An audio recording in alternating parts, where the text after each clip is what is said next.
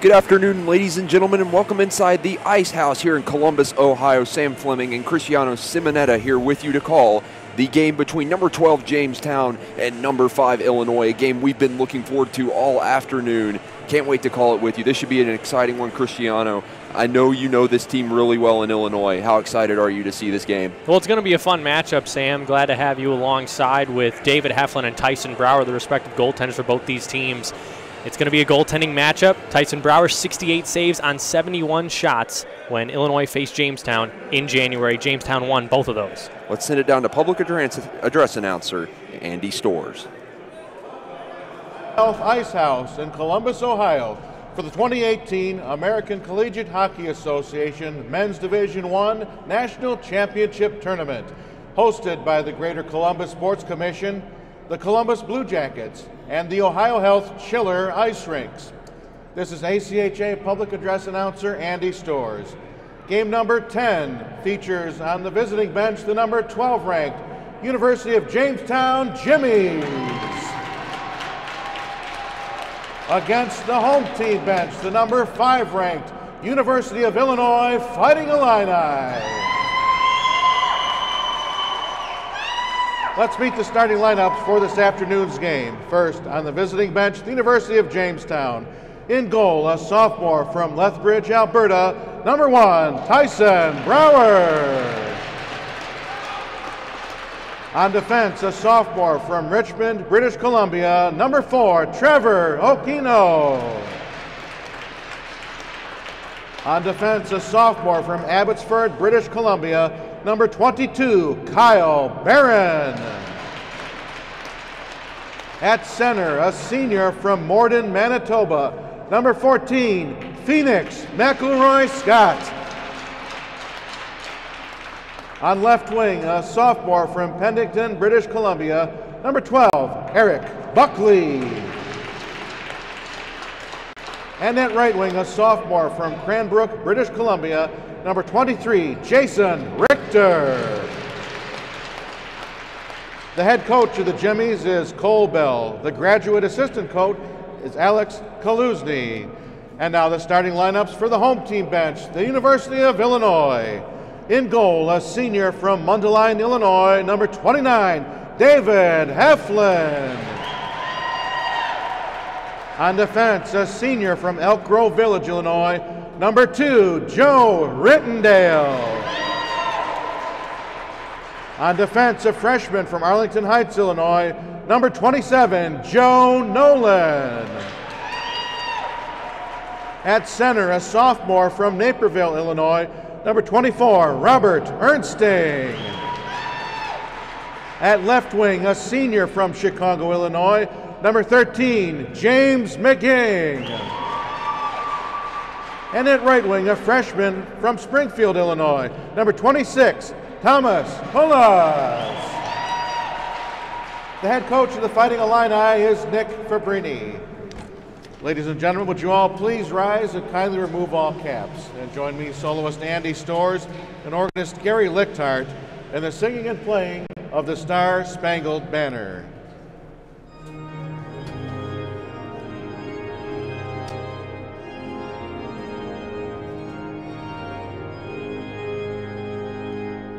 Oh, say, can you see by the dawn's early light what so proudly we hailed at the twilight's last gleaming, whose broad stripes and bright stars through the perilous fight o'er the ramparts we watched were so gallantly streaming, and the rocket's red glare, the bombs bursting in air, gave proof through the night that our flag was still there. Oh, say does that star-spangled banner yet wave o'er the land of the free and the home of the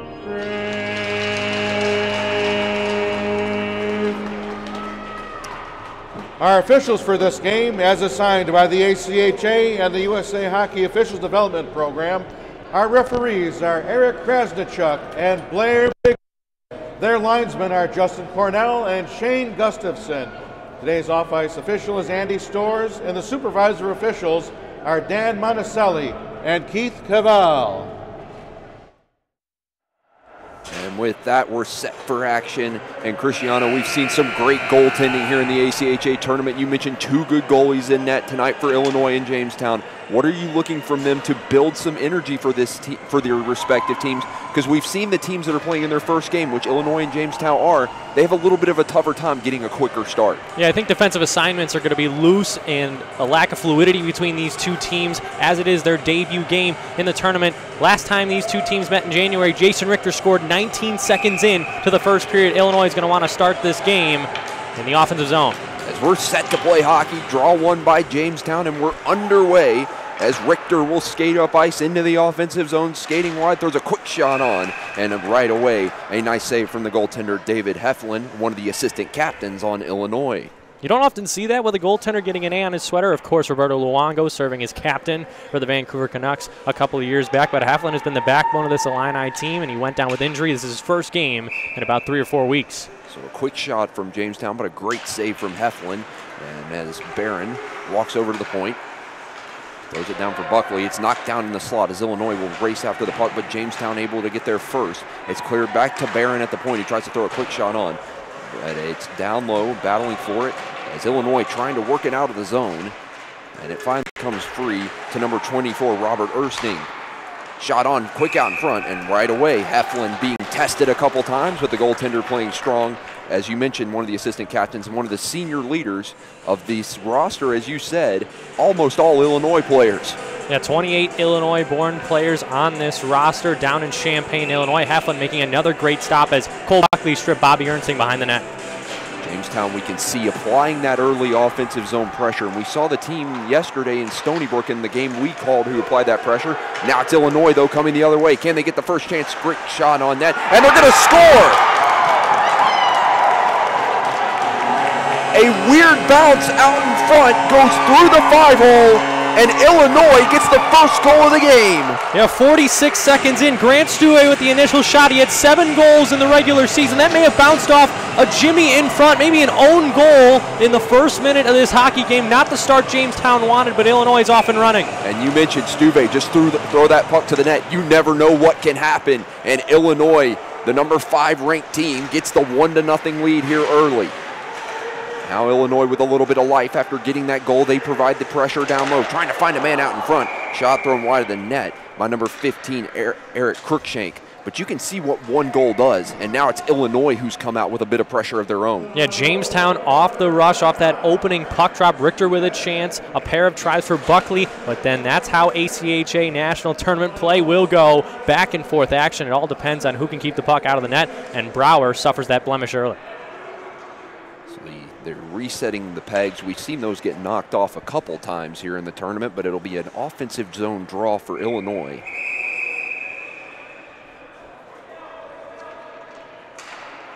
And it's won by the Jimmies. Trying to cycle it around. It'll come for number 21, Garrett Browning, and it'll be cleared down ice where Illinois will pick up the puck on the stick of number 22, Tyler Opilika.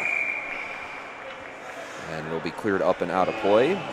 But we talked about how important that first goal is. And if you're Illinois and you're the higher ranked team, we talked about this could be the day you see an upset in a tournament. Illinois is not going to let that happen to them. They get that early goal right off the bat. But Jamestown's a team with that quick strike offense that could really turn this game around. As Jamestown works it deep, they're trying to find an answer after giving up that goal just 44 seconds in. Looking in the slot, and there's that opportunity, and a great glove save from Heflin. Yeah, Alan Pruss with that last shot, and he has a brother on this team, identical twins, Michael and Alan, so their version of the Sedin twins. They've got eyes in the back of their head whenever they're on the ice together. As now it's worked up top by Okino. He dumps it into the corner. Now Illinois will pick up the loose puck and skate it up the ice, clearing it out of the zone and down ice, and going after it is Richter. Richter will beat his man to the puck, working it down deep, trying to find a man in the slot out in front. Was looking for number 17, Joe Muskaluk, and we have an injury as a player down in the far side.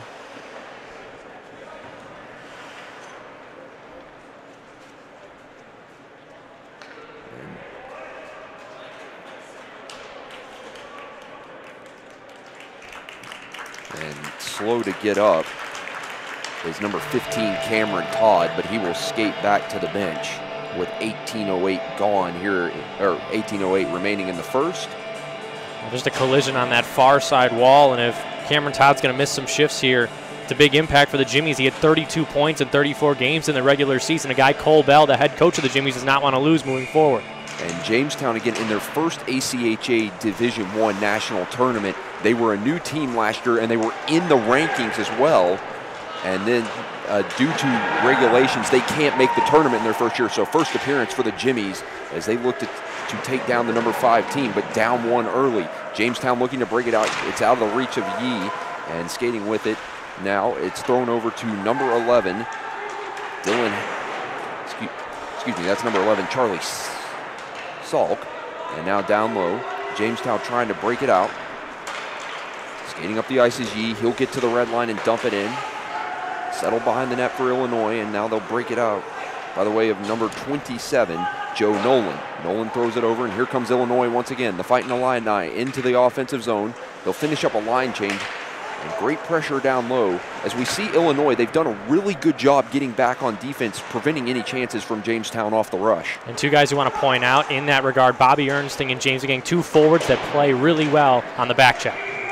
So we're going to get a whistle here, and the net comes off once again. They need to hammer those pegs a little deeper, Sam. They keep getting knocked off, and it's especially at that end. We saw it last night a couple times. They get popped off, and they do drill it into the ice to make sure it stays in, but they have been popped off twice so far.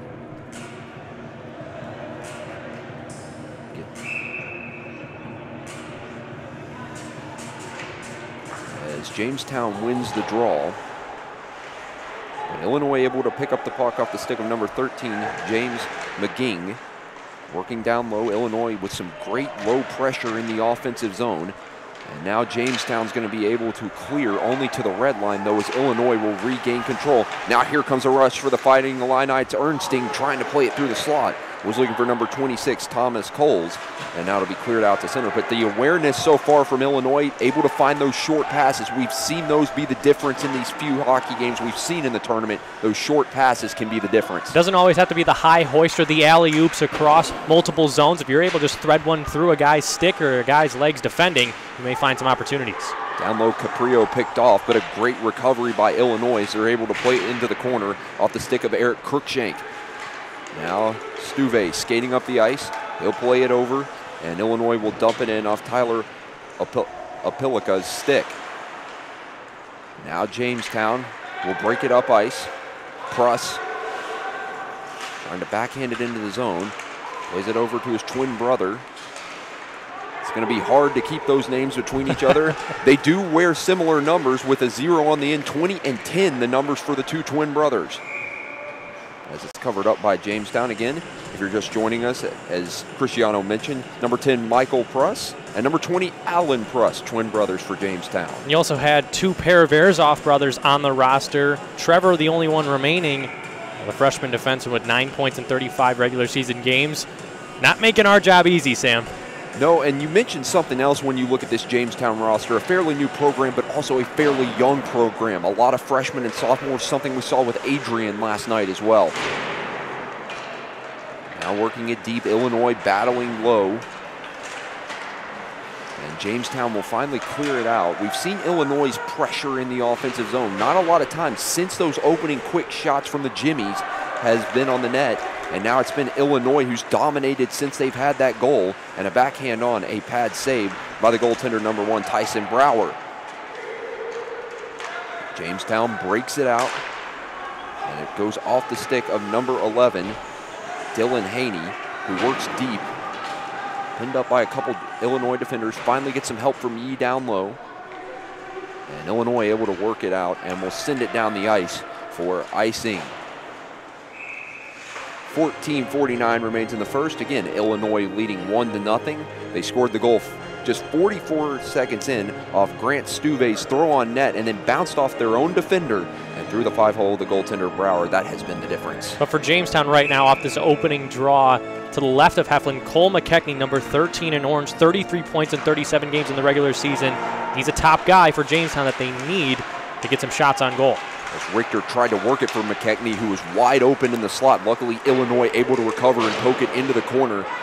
As now the Illini trying to clear it out of the zone and will.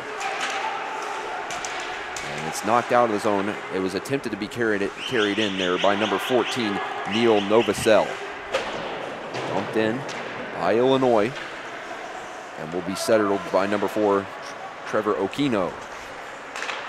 Now here comes Jamestown with an offensive zone rush, and they'll be offsides as Harris was trying to play his man Haney over to the far side. And going back to that first goal, Sam, Illinois was shut out in their last game they played against Jamestown, and the stat I mentioned before the game even started, 68 saves for Tyson Brower on 71 shots. He's one of the best goaltenders in the ACHA.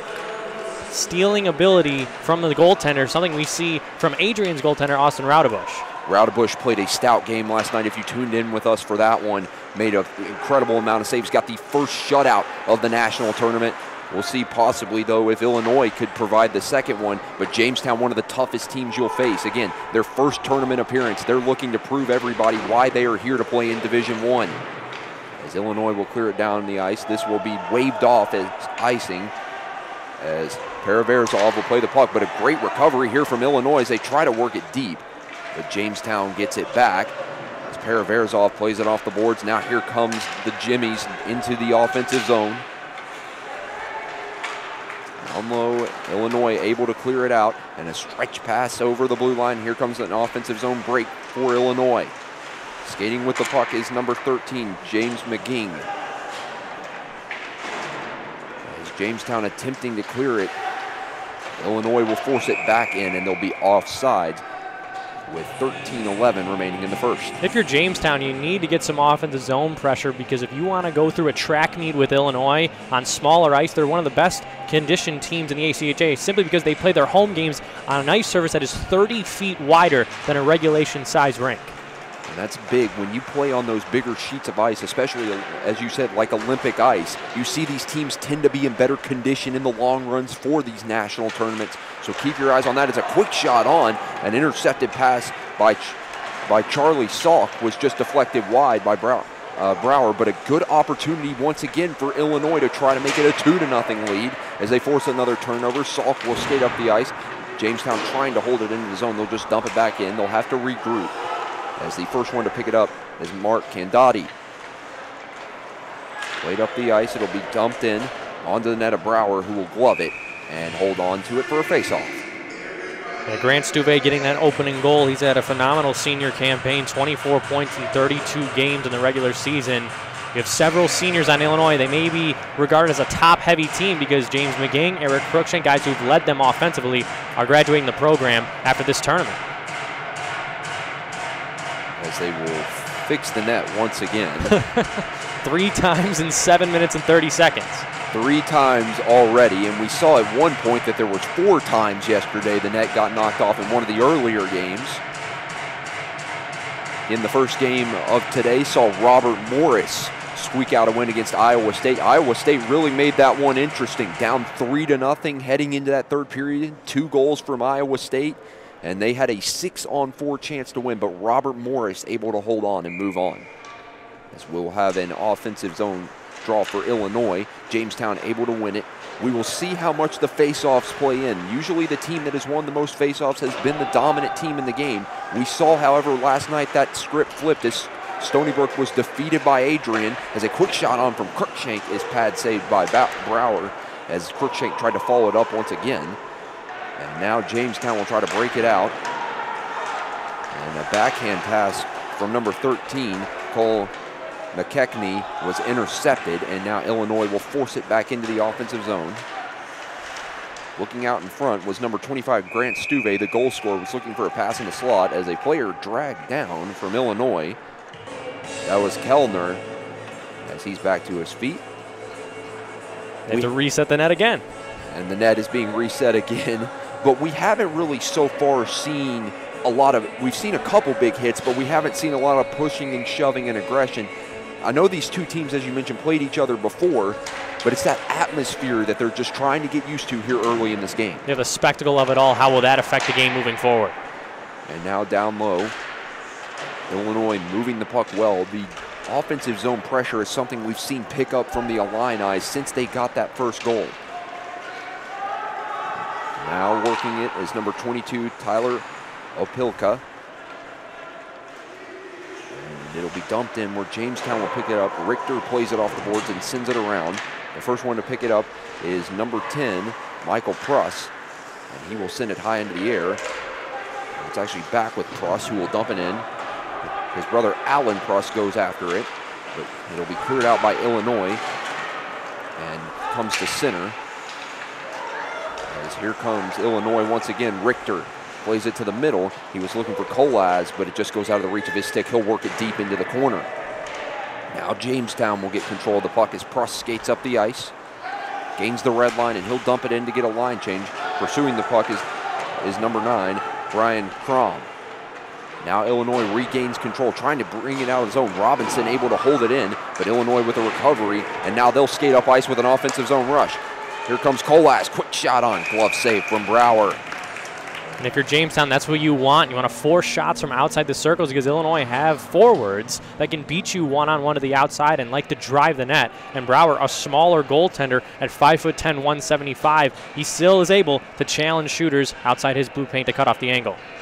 And if you're Illinois, you've talked about the passing a little bit, how they've been able to find the open men. How do you try to draw out, say, a player from Jamestown from that slot area?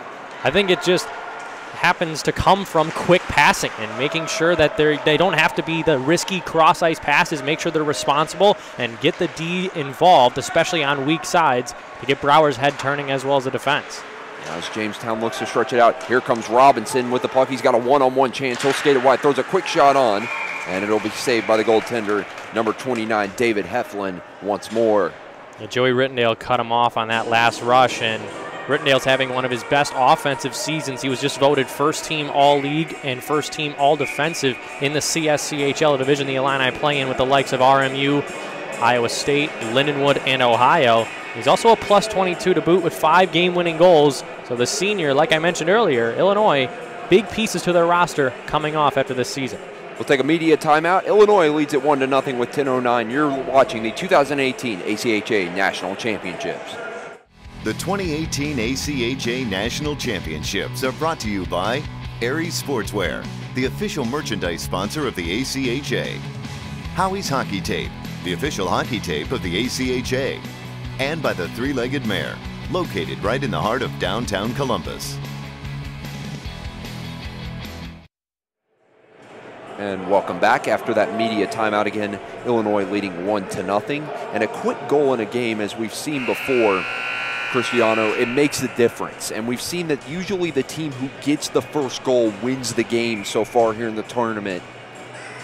With that goal for Illinois, we saw a little bit of life. They gave up the first couple shots, but then they responded pretty well.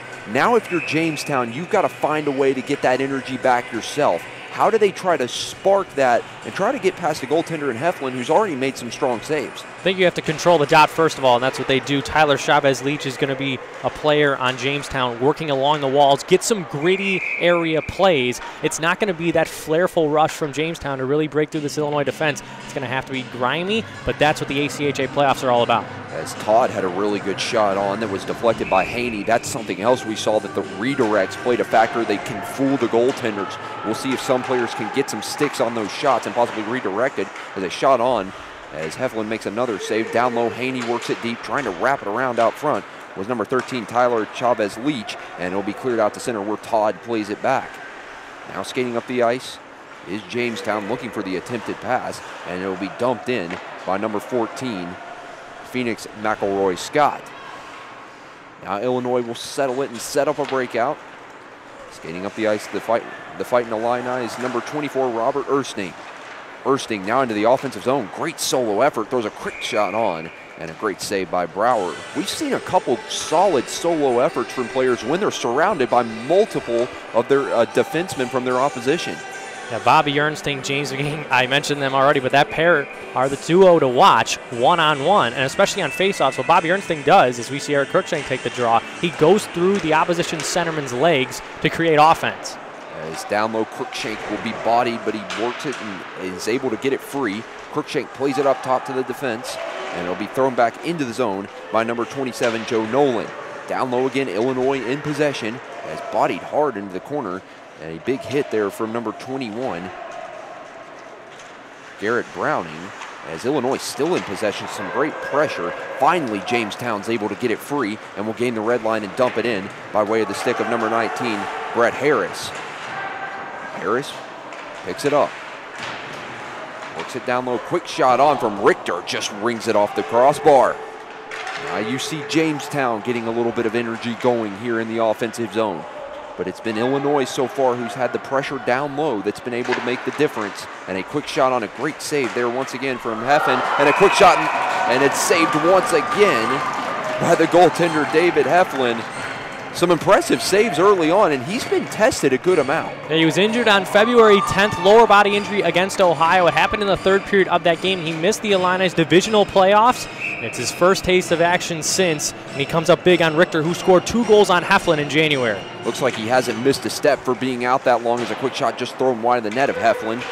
And now Illinois will be able to clear it out, and here comes a rush from the Fighting Illini, as Richter tries to backhand it out in front, and almost a move there, and a quick shot, and it's Forfar's attempted backhand that just goes wide. But what a great pass from Richter to find Forfan coming down the slot. Yeah, Richter, a rookie on this team, leads them in goals. And now here comes Jamestown once more. A quick shot on, and it's deflected wide. The attempted shot coming from number 20, Alan Pruss. Now it's going to be Illinois coming the other way with Richter, and they're just offsides.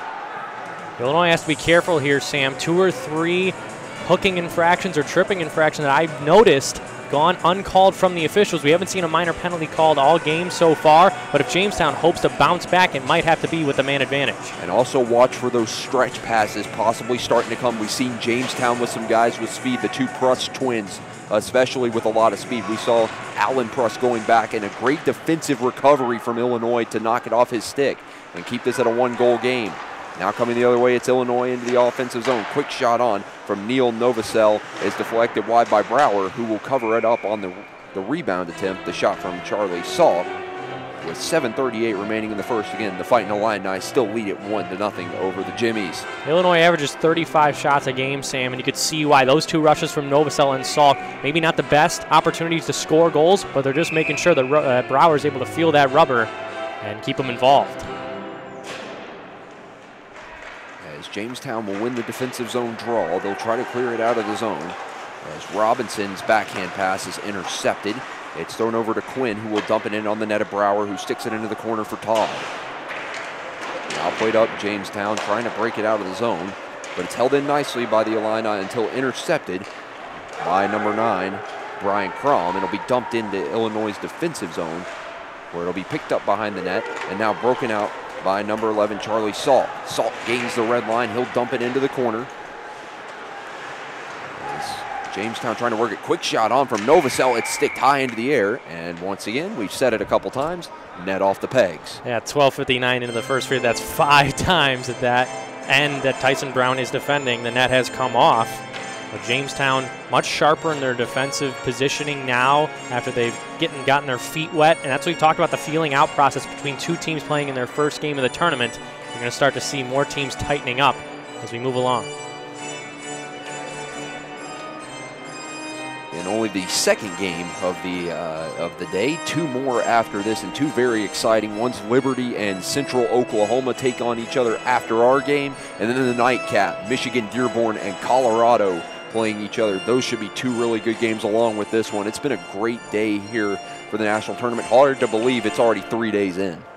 And an upset that we may see if UCO is able to defeat Liberty. They'll face off against Adrian. We haven't seen the higher seed take down the lower seed, but a matchup like this between Jamestown and Illinois, we could see that simply because of the past between these 2 teams and how quick Jamestown has been at building up their program into a formidable foe. As they're going to do a little bit of repair work and probably drill the peg hole a little bit deeper is what the referee is doing. Just some quick work. They do this between the periods when they Zamboni it. They re-drill the hole and try to fix it, but it's been that end that's been the trouble in. This end down here where currently the goaltender for Illinois, David Heflin, is, we haven't seen many issues, but where the goaltender for Jamestown is, Tyson Brower, there's been a lot of issues in the tournament this week. And it also doesn't help when Brower's a goaltender that drops down into the butterfly and shifts from left to right, and his skates grade up against those posts and may push them off easier than an already loose net. So we'll get a little bit of a delay here, and this could be a spark that Jamestown needed because it's an offensive zone faceoff upcoming for Illinois, and it could serve as a timeout for Cole Bell and his staff. And that's the advantage at the tournament. You do get those media timeouts along with the timeout you're given as a team, but some of these delays can really benefit a team that's trailing like a Jamestown. They're down by 1. By no means is this game over. We still got 2 more periods along with 7 minutes left in the first.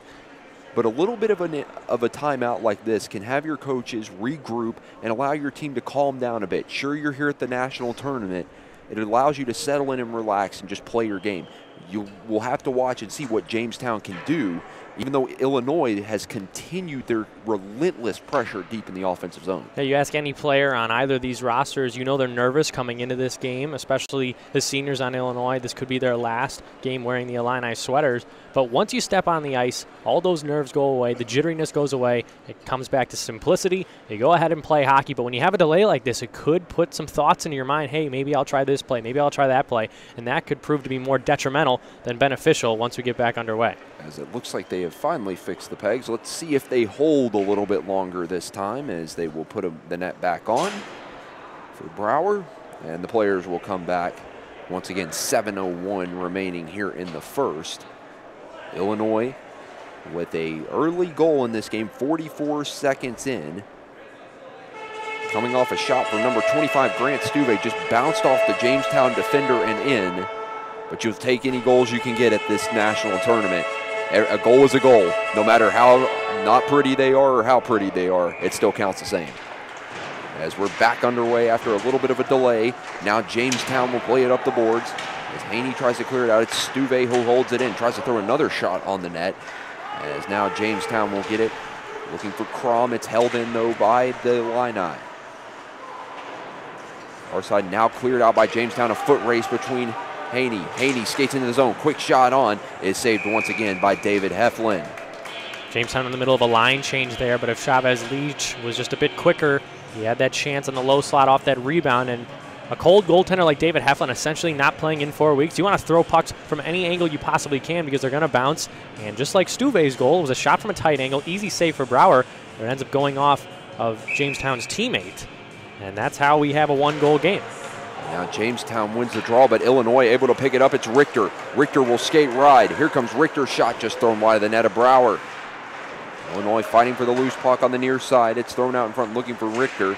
And now it's going to be attempted to be cleared out by Jamestown. And they will get it out of the zone to center, where Tyler Chavez Leach is bodied. It's a turnover now for Illinois. Looking in the slot. Quick shot on is saved by Brower.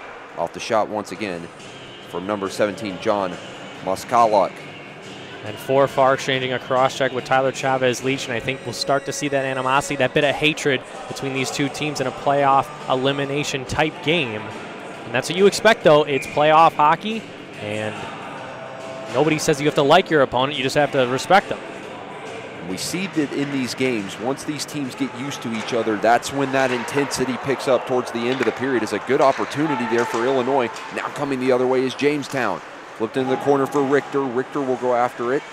Pursuing with number 13, James McGing. Thrown out in front, and it'll be covered up by Heflin. And there was a little bit of pushing and shoving, but it died out fairly quick. But we've seen Jamestown have some opportunities to stretch the ice. It's just Illinois, once again, we talked about it last night in our Stony Brook-Adrian game. It's just that hockey IQ that Illinois has to recognize where Jamestown's trying to go with the play. And think about it, Jamestown, only their second year in the program, 2 years they've been playing with each other. As a quick shot on, almost redirected. Heflin lost it for a second, still loose in the crease, and they're able to clear it wide. That one caught Heflin off guard. Jamestown still in pursuit of the puck, and finally Illinois is going to get it down the ice, and it hits the netting.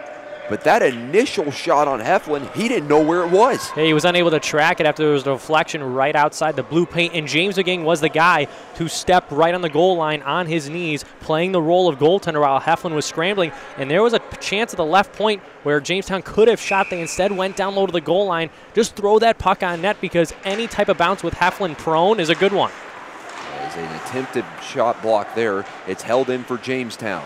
Now working it down low, and now up top. Intercepted though here, as here comes Illinois once again. Skating up ice, it's number 24, Robert Ernsting, trying to throw it on net, still loose, and it was an attempted follow-up by James McGing.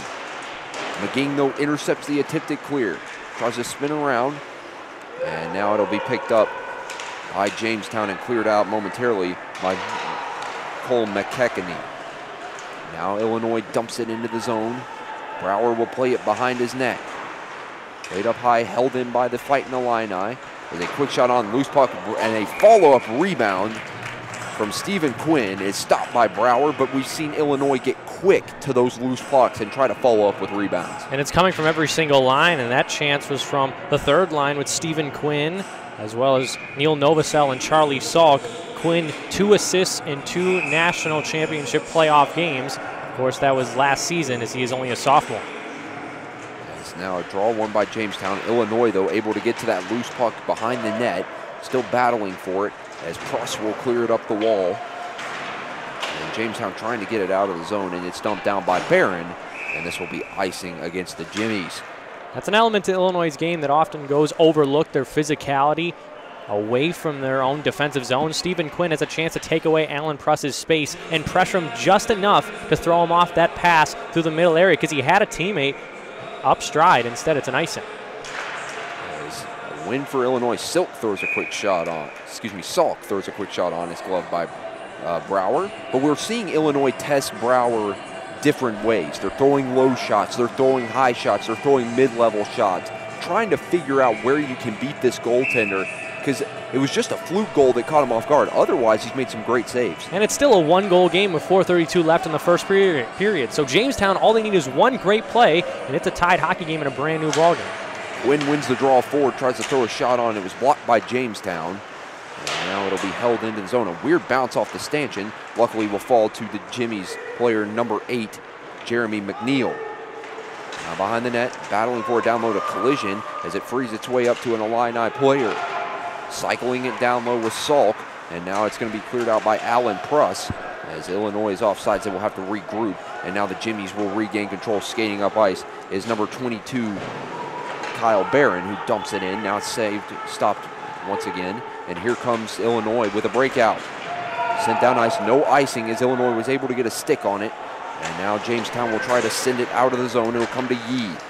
Yee plays it behind the net as he was looking there for number 7, Destin Robinson. And now it's going to be Illinois skating up the ice. Nolan delays. Plays it back to the captain, number 2, Joe Rittendale. Now Yee intercepts, and it'll be dumped in for Rittendale. Rittendale settles it. Plays it over for Nolan, deflected out of the zone. And this will go for icing against Illinois. With 3:20 remaining in the first period, the Fighting Illini with the only goal so far leading at 1-0. And here's a chance for Jamestown with Cole Buckley coming on the ice with Dylan Haney. But you want to provide from your back end, and that's what Jamestown likes to pride themselves on. And Kyle Barron's another guy, number 22. He only has 8 points throughout the regular season, but already has some jump to his step in this playoff-type atmosphere. A quick shot on an odd angle there from number 11, Dylan Haney, but Jamestown will still hold the zone. It's Todd. Todd plays it over. Quick shot on, though, is blocked. Trevor Okino, and now Illinois trying to stretch the ice. Okino knocks it down, and now here come the Jimmies once again. It's Haney. Haney walks it, quick shot, throws it just high over the net and into the netting. And that got the blocker or the shaft of the stick of Heflin, another goaltender that likes to cut off the angle and challenge shooters. But Rittendale, recognizing that it's a one-on-one, even though he's a right-handed shot and Rittendale's a right-handed defenseman, just shifting over 1 or 2 steps, he's able to prevent that from a wide-open opportunity. And we've seen some good opportunities in earlier games, including one last night from Stony Brook, where Slavin was right in front of the net, and that was one that could have made a difference for Stony Brook, just shot it over. That could be one if Jamestown does does look back on this game that they had a good opportunity to put one home, just threw it higher over the net, and may have gotten a piece of it was the goaltender once again, David Heflin. Now Illinois trying to break it out of the zone. It's Harris able to get it. And now the Jimmy's able to send it out. Now it's dumped back down the ice by number 5, Joey Caprio. Jamestown sends it down. Opilka picks it up, waits behind the net and is able to play it up the boards. Was looking for Coles. It'll just go out of his reach, and Todd plays it up. Coles intercepts. He'll dump it in at the blue line. Illinois is offside, so they will have to regroup. Now Todd skating up the ice. Over the red line and dumping it in is number 15, Cameron Todd. And now Ersting plays it off the boards, was looking for a teammate, and it'll be sent down for icing. When you look down this Jamestown roster, you notice a lot of Canadian-born players, but Cameron Todd out of Australia, the sophomore, and he can really play. 32 points, you already highlighted him in 34 games in the regular season. Nathan Walker, the first Australian-born NHLer playing with the Washington Capitals, so maybe we're starting to see an upswing there. And we've seen a lot of growth in the NHL as different countries have come in, and just hockey in general. As we're going to get a penalty here for a cross-check as a wraparound attempt, and right there on the post, once again, is David Heflin. But here we go. Jamestown down by 1. They get that man advantage. As you were saying, that could be a way they try to get back into this hockey game. And it's from the possession in the offensive zone. Tyler Opilka's forced a cross-check down to Jimmy in the far side corner. Opilka, one of the Illini's best PKers, will be in the sin bin as Illinois tries to kill this one off. And for Jamestown, an opportunity. We saw last night, once again in the Adrian and Stony Brook game, the power play was not very effective until the end for Adrian. Their last goal came on the man advantage. We'll see if Jamestown can start it off 1-for-1, but a great start from Illinois as they're able to clear it down the ice, and Barron will pick up the puck from Brower, and it was knocked down. He hit his man behind the plate, and that was an interesting collision right there. Yeah, Tyson Brower came out to challenge Stephen Quinn on that. He just held his ground.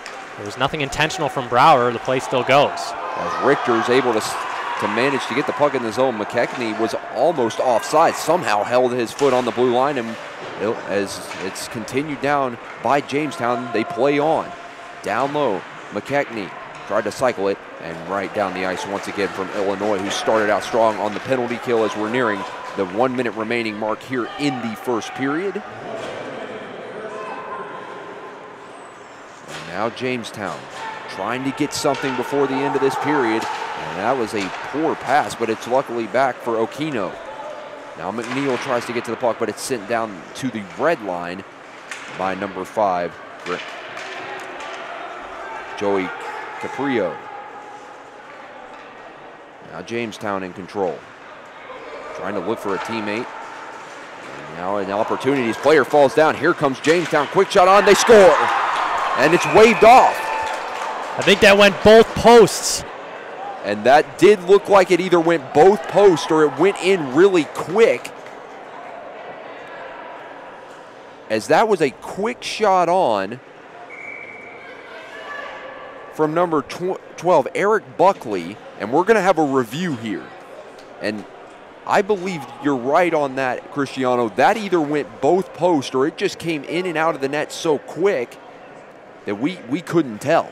Oh, this is shades of Game 7 in 2016 quarterfinals in the Stanley Cup quarterfinals between the Blackhawks and the Blues, where Brent Seabrook's drive hit both posts and was parallel along that goal line. Remember, the entire puck has to cross that goal line as Caprio fell down in his own blue line, allowing that one-on-one shot that went short side on Heflin. But this will be a game-changing review if this counts as a goal and it's overturned, because the call on the ice was no goal. There has to be definitive evidence that the puck crossed the goal line with 28 seconds left in the first period, still 40 seconds left of power play time for the Jimmies. And we mentioned, too, a player fell down. That allowed Buckley to skate wide and make a good shot on goal.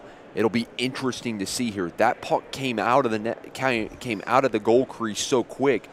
At first, I thought it looked like it may have been in, but as you said, both posts rang. So it'll be interesting to see our first review, again, here of the of this game in the tournament. We saw a couple in the in the last game between Arizona and Missouri State.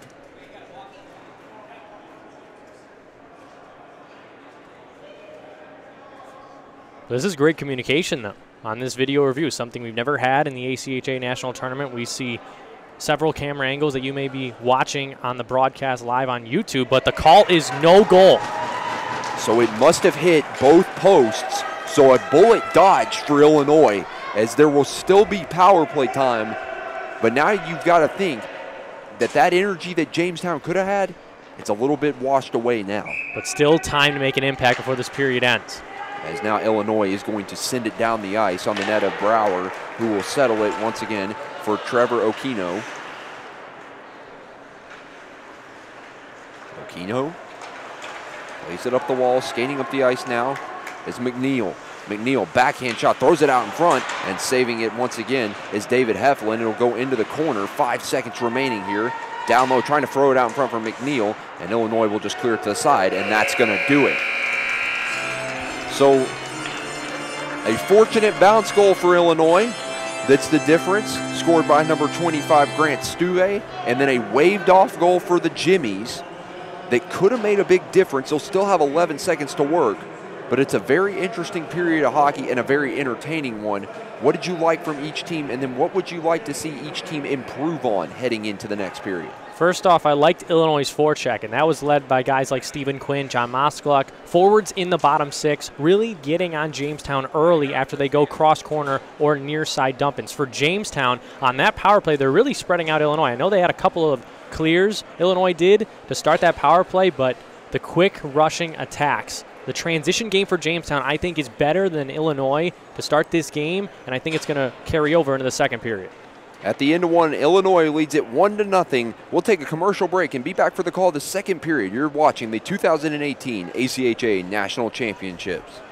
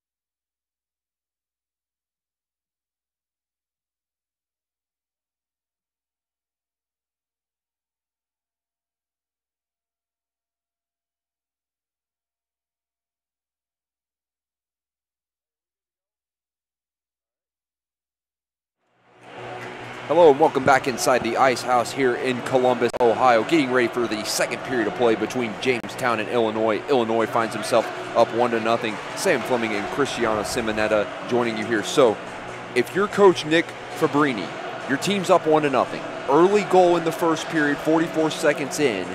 What are you telling your team not to do when you already have this lead? And what do you think the coach has to tell them not to look to do? Well, you can't look ahead to Ohio tomorrow, and I think that's been in a lot of the guys' minds.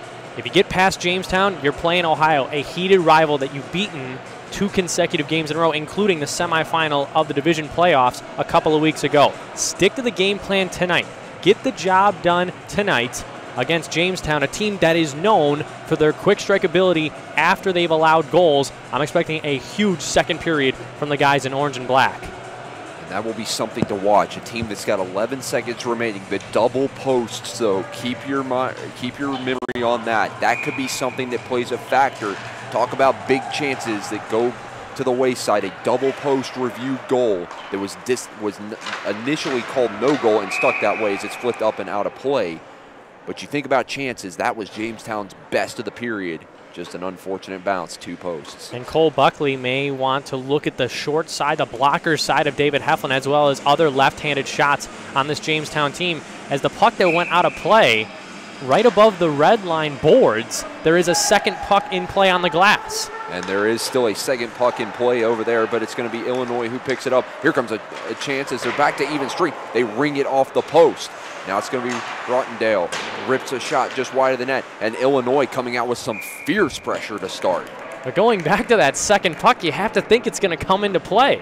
And I'm not sure, though, if that possibly went under the netting and is just sitting on some other side of the stanchion. That could be the case. It could be an optical illusion. But it does look like there's a second puck potentially sitting over there. Hopefully that doesn't fool any of the players. But Illinois back to even strength. A great penalty kill from the Illini as they throw a quick shot on from Nolan. And Rittendale will pinch in to hold the zone. And now trying to find a man out in front. Was looking there for number 24, Robert Ernsting. We've seen Ernsting have a big impact so far. Not a goal on the board, but a lot of good offensive zone pressure from number 24. As an attempted stretch out here from Jamestown, Ernsting picks up the loose puck and now intercepted, and here they come the other way, the Jimmies. Coming into the offensive zone was number 23, Jason Richter, and now it'll be thrown into the far side corner. Jamestown trying to hold it into the zone, working it deep. Richter bodies his man as Nolan will play it up the walls, looking for number 26, Thomas Coles. Jamestown able to hold the pressure. Now Coles trying to work it free and does, and a high flip into the air, and this will hit the netting once again with 18:43 remaining in the second. It's tough when you play as a right-handed defenseman on the left side, and Joe Nolan does that for Illinois. He's got 27 points in his freshman campaign for the guys in orange and gray, and he has not faltered by any means. Plus 16 on the season. He's playing with Joey Rittendale on the right side. Not only a freshman, a pretty big player too on the defense for the Fighting Illini, as an attempted pass is picked off by Okino, but it was sent back into the zone by number 13, James McGing. Now Jamestown will pick up the puck and break it out of the zone. Okino stretches it to Pruss. Now Pruss comes with some speed. Quick shot on, saved by number 29, David Heflin, and a little pushing and shoving. Now you see a little bit of that emotion kicking into this hockey game as some players meet up behind the net. But we talk about twins. You mentioned the Sedin twins of the NHL. You look at Allen and Michael Pruss. You see that chemistry they have. The leave pass from Allen, and then Michael walked in and threw a quick shot on. And that's a combined 28 points between those two guys.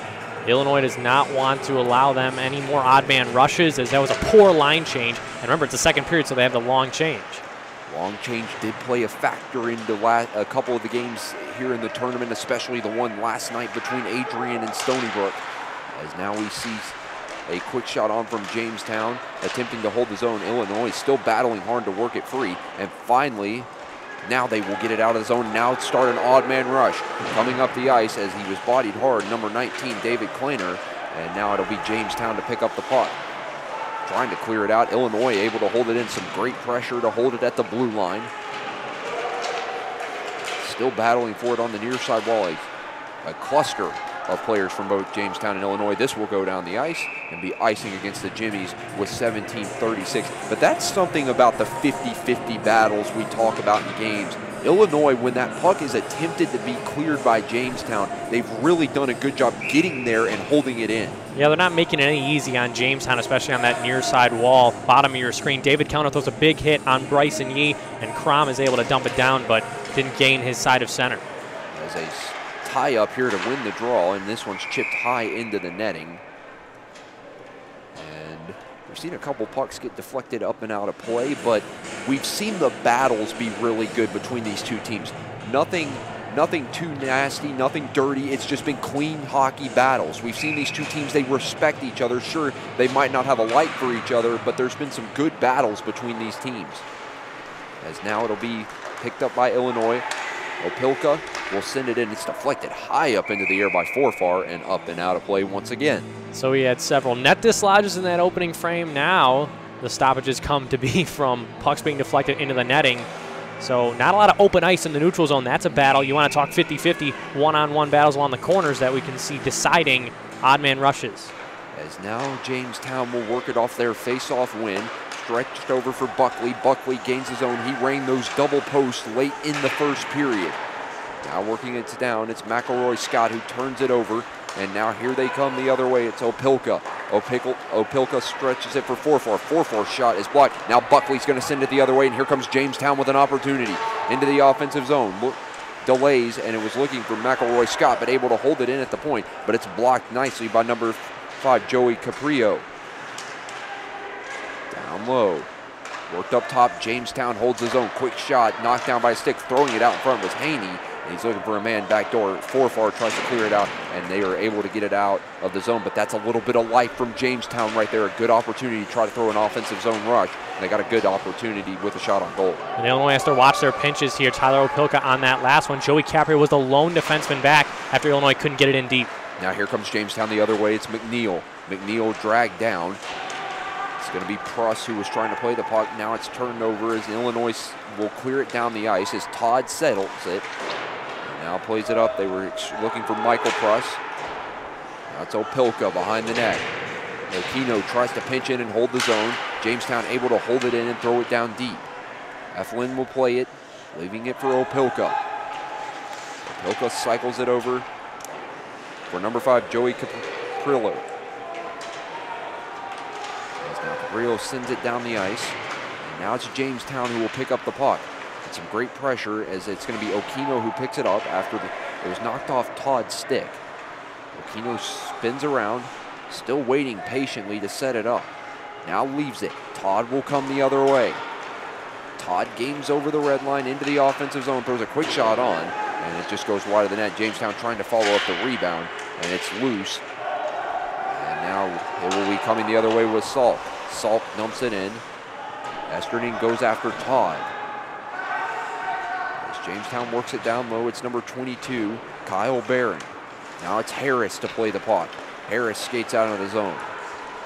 And there'll be offsides against Jamestown. 14:59 remains in the second. Score is still the same as we started this period, 1-0. Jamestown hemming in Illinois a lot more than they did in that opening period. Tyler Opilka and Joey Caprio were absolutely gassed on that last shift. McElroy Scott an opportunity to send one to the front of the net for Buckley, but Caprio somehow with enough mustard to lift the stick of him, or else would have been a wide open chance, point blank on Heflin. We've seen Jamestown start to generate some more offensive zone opportunities. We saw that late in the period, but Illinois mainly dominated that first period with offensive zone pressure. Now we see Illinois applying a little bit of their own once again as Coles is going after the loose puck. It's behind the net, now cleared up as McGing's shot is deflected wide. Now Jamestown trying to break it out. A huge hit by Esterning on the far side. As now it's going to be Illinois picking it up in their defensive zone. Esterning tries to come back and clear it out. Battle will work it deep as McGing, and it's sent out of the zone by number 2, the captain, Joe Rittendale. Quick shot gloved down by the goaltender, Heflin. And now it's stretched down. Esterning knocks it down with a glove, but he's lost control of the puck, and Close will clear it And as it goes off the skate of McGee, now here comes Robinson with an offensive zone chance. Great save from Heflin, but Yee works it down low, able to be turned over from McGee, who will clear it out of the zone. Colaz skates up ice and dumps it into the near side corner. Now Jamestown picks up the loose puck, skating up the ice. Harris lays it over for Close. Close sends it high into the air, dumps it into the corner. Illinois to the loose puck, turned over here though as Jamestown works it down low. Robinson plays it up top for Paraverzov. Shot was blocked down low. Yee works it behind the net. Trying to play it up the wall. And Stuve, the goal scorer for Illinois, able to clear it out. Now pressure. Here comes Kellner into the zone. Throws a quick shot wide of the net of Brower. Now another quick shot followed up by the rebound. Still loose out in front. And they're going to cover it up. It's Brower and a little bit of pushing and shoving after there is Cruikshank out in front of the net. But how about that relentless effort there for Kellner? He did not give up until he got control of that puck. And it all started in the Illini defensive zone. Grant Struve lays a puck along the high glass, and it's an alley-oop play for David Kellner. He shoulders off a defender and keeps going to the front of the net. He misses the first shot. Kendati throws one from the left point, and number 19 is just right in front of Brower, but Tyson Brower, there's a reason why he's 19-8-2 on the season. A big save from Brower. But you got to talk about that effort from Kellner once more, as we've seen some players here give some strong efforts in this tournament. That's one of those never giving up until the end, as a quick shot on is blocked, as the attempted shot from number 11, Dylan Haney, who is blocked by number 5, Joey Caprio. Now coming the other way, here comes an opportunity for Illinois. Down low, throwing it out in front, looking for a man in the slot, was number 22, Tyler Opilka. Now it'll be dumped down into the zone. Jamestown battling low.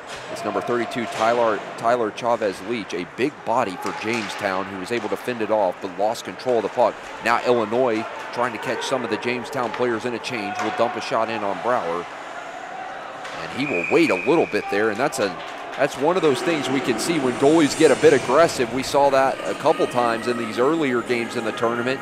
That can prove costly to teams when their goalies wait to cover the puck or play the puck. And good on John Moskalik for keeping that center lane drive, forcing Brower to cover up that puck, because you'd rather take an offensive zone face-off than have to defend against the rush of Jamestown, despite Illinois getting some fresh personnel.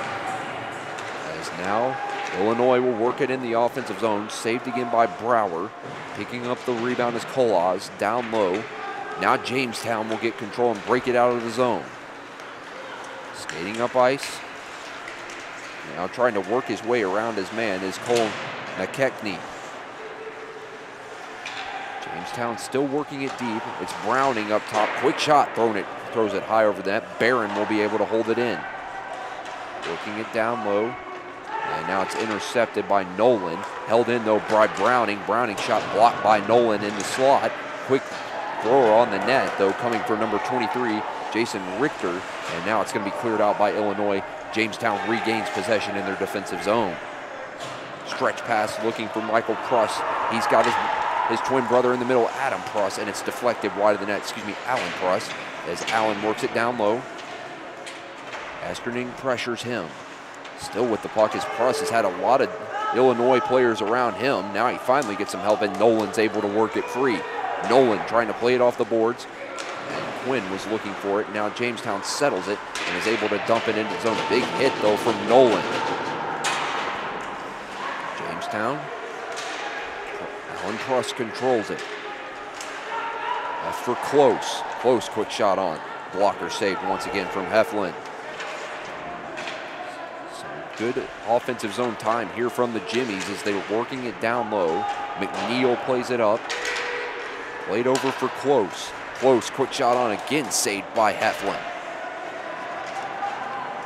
Work down low. Throws it up the wall. Quinn will get to the loose puck. And a big hit once again from number 45, Trevor Paraverzov. Finally, Illinois able to get it out. Now another rush coming from the Jimmies as Harris tries to cut, but it's forced wide as Illinois tries to clear it out once more. And here they come as Salt skates up the ice, just lost off the edge of his stick. Some tired defensemen out there for Illinois. Joey Rittendale hasn't changed. And again, it's been a long shift out there. There's a collision on the far side.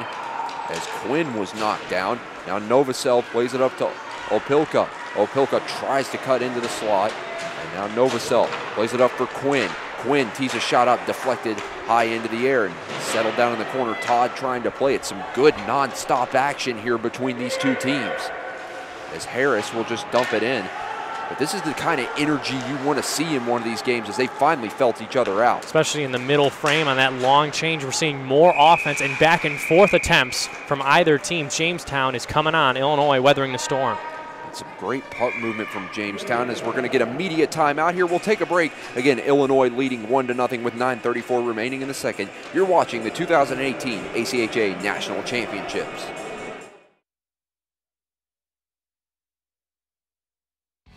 The 2018 ACHA National Championships are brought to you by Barron's Championship Rings, the official ring vendor for all ACHA National Champions and Hall of Famers. Boston's Pizza Restaurant and Sports Bar, gourmet pizza, burgers, wings, and more. We've got you covered. And by Marathon, fueling the American spirit.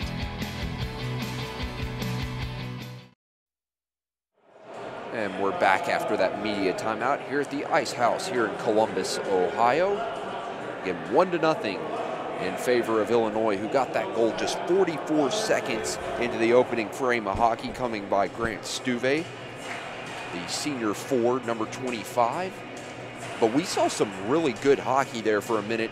Non-stop action, great movement from Jamestown, some good block shots from Illinois, and in the end, they had some of the best chances later in that stage of hockey. Yeah, Jamestown's been outworking Illinois, though, in this second period. There have been chances for Illinois to get pucks, loft them up high out of their defensive zone. They've been gloved down at the line. We're seeing Jamestown defensemen leading the offensive rush by tossing shots in, but David Heflin, his ability to control the rebounds has been the biggest thing. And a quick shot on Brower fooled him a bit. He was able to knock it down, and Jamestown was immediately there to pick up the rebound. This is going to be out of the reach and be icing, as racing back to touch it up was Jack Graham. But that was a quick shot straight off the faceoff. That's something that you might have to do to get it past Brower, as he's a pretty strong goalie. We saw just an unfortunate bounce for Jamestown, but quick shots can be the difference in a game. And it was Grant Stuve once again who let that one go after Cruikshank tied up his man on the draw. And Stuve will come in and take the draw. And it's won by Jamestown as they attempt to clear it out. Held in, though, by Illinois. Dumped into the corner. Cruikshank will pursue the puck. Cruikshank still in control. He finally gets some help from one of his teammates down low. Now it's worked out to Yee. Yee will play it. Jamestown settles it and waits to set up the breakout, and now they'll go. Attempted stretch pass for Yee. Crom will settle it. Graham able to get it and played up the wall and down the ice. And this is icing against Illinois, as Kendati was looking to stretch it for number 19, David Kellner. This is a matchup that Jamestown has to like. They get some fresh set of bodies, rather. Mark Kendati and Jack Graham, the third defensive pair for Illinois, stuck out in front of David Heflin to defend this faceoff. As the line of McNeil and the Pruss brothers comes out for Jamestown. As now it's a block shot and a great block from Stuve. And now Stuve's going to skate it into the offensive zone. Throws a quick shot on and a great save from Brower. And what a play by Stuve. Blocks the shot there from Paraverzov, as a couple players in a bit of a disagreement behind the net. But he blocks that shot from Paraverzov, and even though he's tired, he still skates up and generates a shot on goal. And he generates that shot on goal. Brower covers it. Illinois gets that full sail change without any risk of being caught. So we want to talk about hockey IQ, the sense from Grant Stuve, realizing the situation may be dire for some of his defensive players. And an offensive zone face-off for Illinois, 11:20 into the second. That's a smart hockey play, as you said. The IQ, as we've talked about, has been big in some of these players that we've seen. Just being able to block that shot and then realize I have a chance to generate something here. Even though if it doesn't go in, there's a chance for a rebound. Great play from Stuve, the goal scorer for Illinois, and the senior leading his team so far, as now it's going to be settled down in the defensive zone for Illinois. McNeil trying to work it down low. He's got some help from Allen from Pruss. And now it's going to be cleared up as Close tries to play it out. He misses the puck. And now it's an opportunity coming on their way, 2-on-2. But Illinois just offsides. Richter coming up with that play in his own zone to chip it past Close and John Moskaluk. jostling the puck through his skates. He would have had a 2-on-2 with Luke Forfar. Instead, it's a stoppage. Jamestown, the ice has been turned in their favor in this second period. Illinois, their point-blank opportunity in the second period, the only one, came from Grant Stuve off the draw. As it's going to be a draw here just outside of the offensive zone for Illinois, but Jamestown with another crucial win, plays it off the boards, as now it's going to be picked up by Opilka. Laid down low, Illinois trying to stretch it out. Richter plays it over, skating into the zone. Is muscle up, and he throws a quick shot on. It's going to be covered up by Brower. You mentioned the ice. Let's talk a bit about the surface. Something we've noticed as the ZAM cuts the ice, you can see these creases in the ice, and that's from all the action here in the tournament. And we've noticed players, when they come through that neutral zone, they're slipping up quite a bit. And the pucks are also bouncing on them, so that could turn into, if you want to try and saucer a puck across, maybe just keep it on the ice, add some distance to it, because if you're trying for extra plays, I think it's only going to hurt you. As now Illinois works it in their offensive zone. Forfar dumps it down low for Richter. Richter works it deep. Plays it up top. And a quick shot on from Caprillo is deflected high into the net. As Caprillo, the defenseman, that one of the other seniors on this team, you mentioned that there is a lot of senior leadership on this Illinois team, so next year's going to be a rebuilding year, as you've said. But for a team that's trying to win a national tournament, you're the 5th-ranked seed. How do you think these younger players on Illinois feel about trying to send their seniors out the right way? Well, some of the younger guys have grown into leaders early into their tenure at Illinois. Joe Nolan, Bobby Ernsting, even Neil Novosel, locker room presence, and that's what you need to come together for a grueling tournament such as this one. You need every single guy on the roster to get going, or else you're not going to end up with some hardware. As here comes the other way, it's Illinois looking for McGing off the pass from number 24, Bobby Ernsting. As now Opilka tries to play it, and it's dumped in. It's knocked down of a quick shot as Heflin stopped it off the attempt from the red line by Jamestown. Now it's going to be settled down by Opilka. Coming the other way is Kolaz. He lost it momentarily, able to regain control, trying to make a pass and unable to get it across to his teammate. Was looking for Ernsting. Now it's coming the other way, it's Buckley.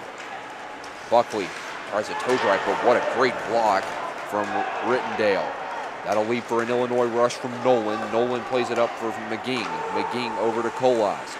Ernsting was waiting in the slot, as now McGing plays it up to Ernsting.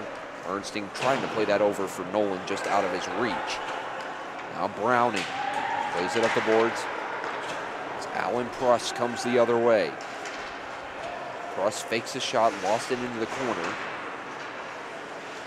Down low, trying to work it out in front. 3 Illinois State defenders around him, and it's turned over to Nolan. Nolan trying to play it high off the boards. Great pass to Stuve, just picked off, and now coming the other way. Coming into the offensive zone. It's cutting out in front, and it was a good opportunity for Paraverzov, and then we're going to get a penalty here, so Illinois about to be back on the kill. A quick shot from Richter throwing it wide of the net. Extra attacker on. Close works it. Paraverzov shot thrown wide. McNeil works it down low.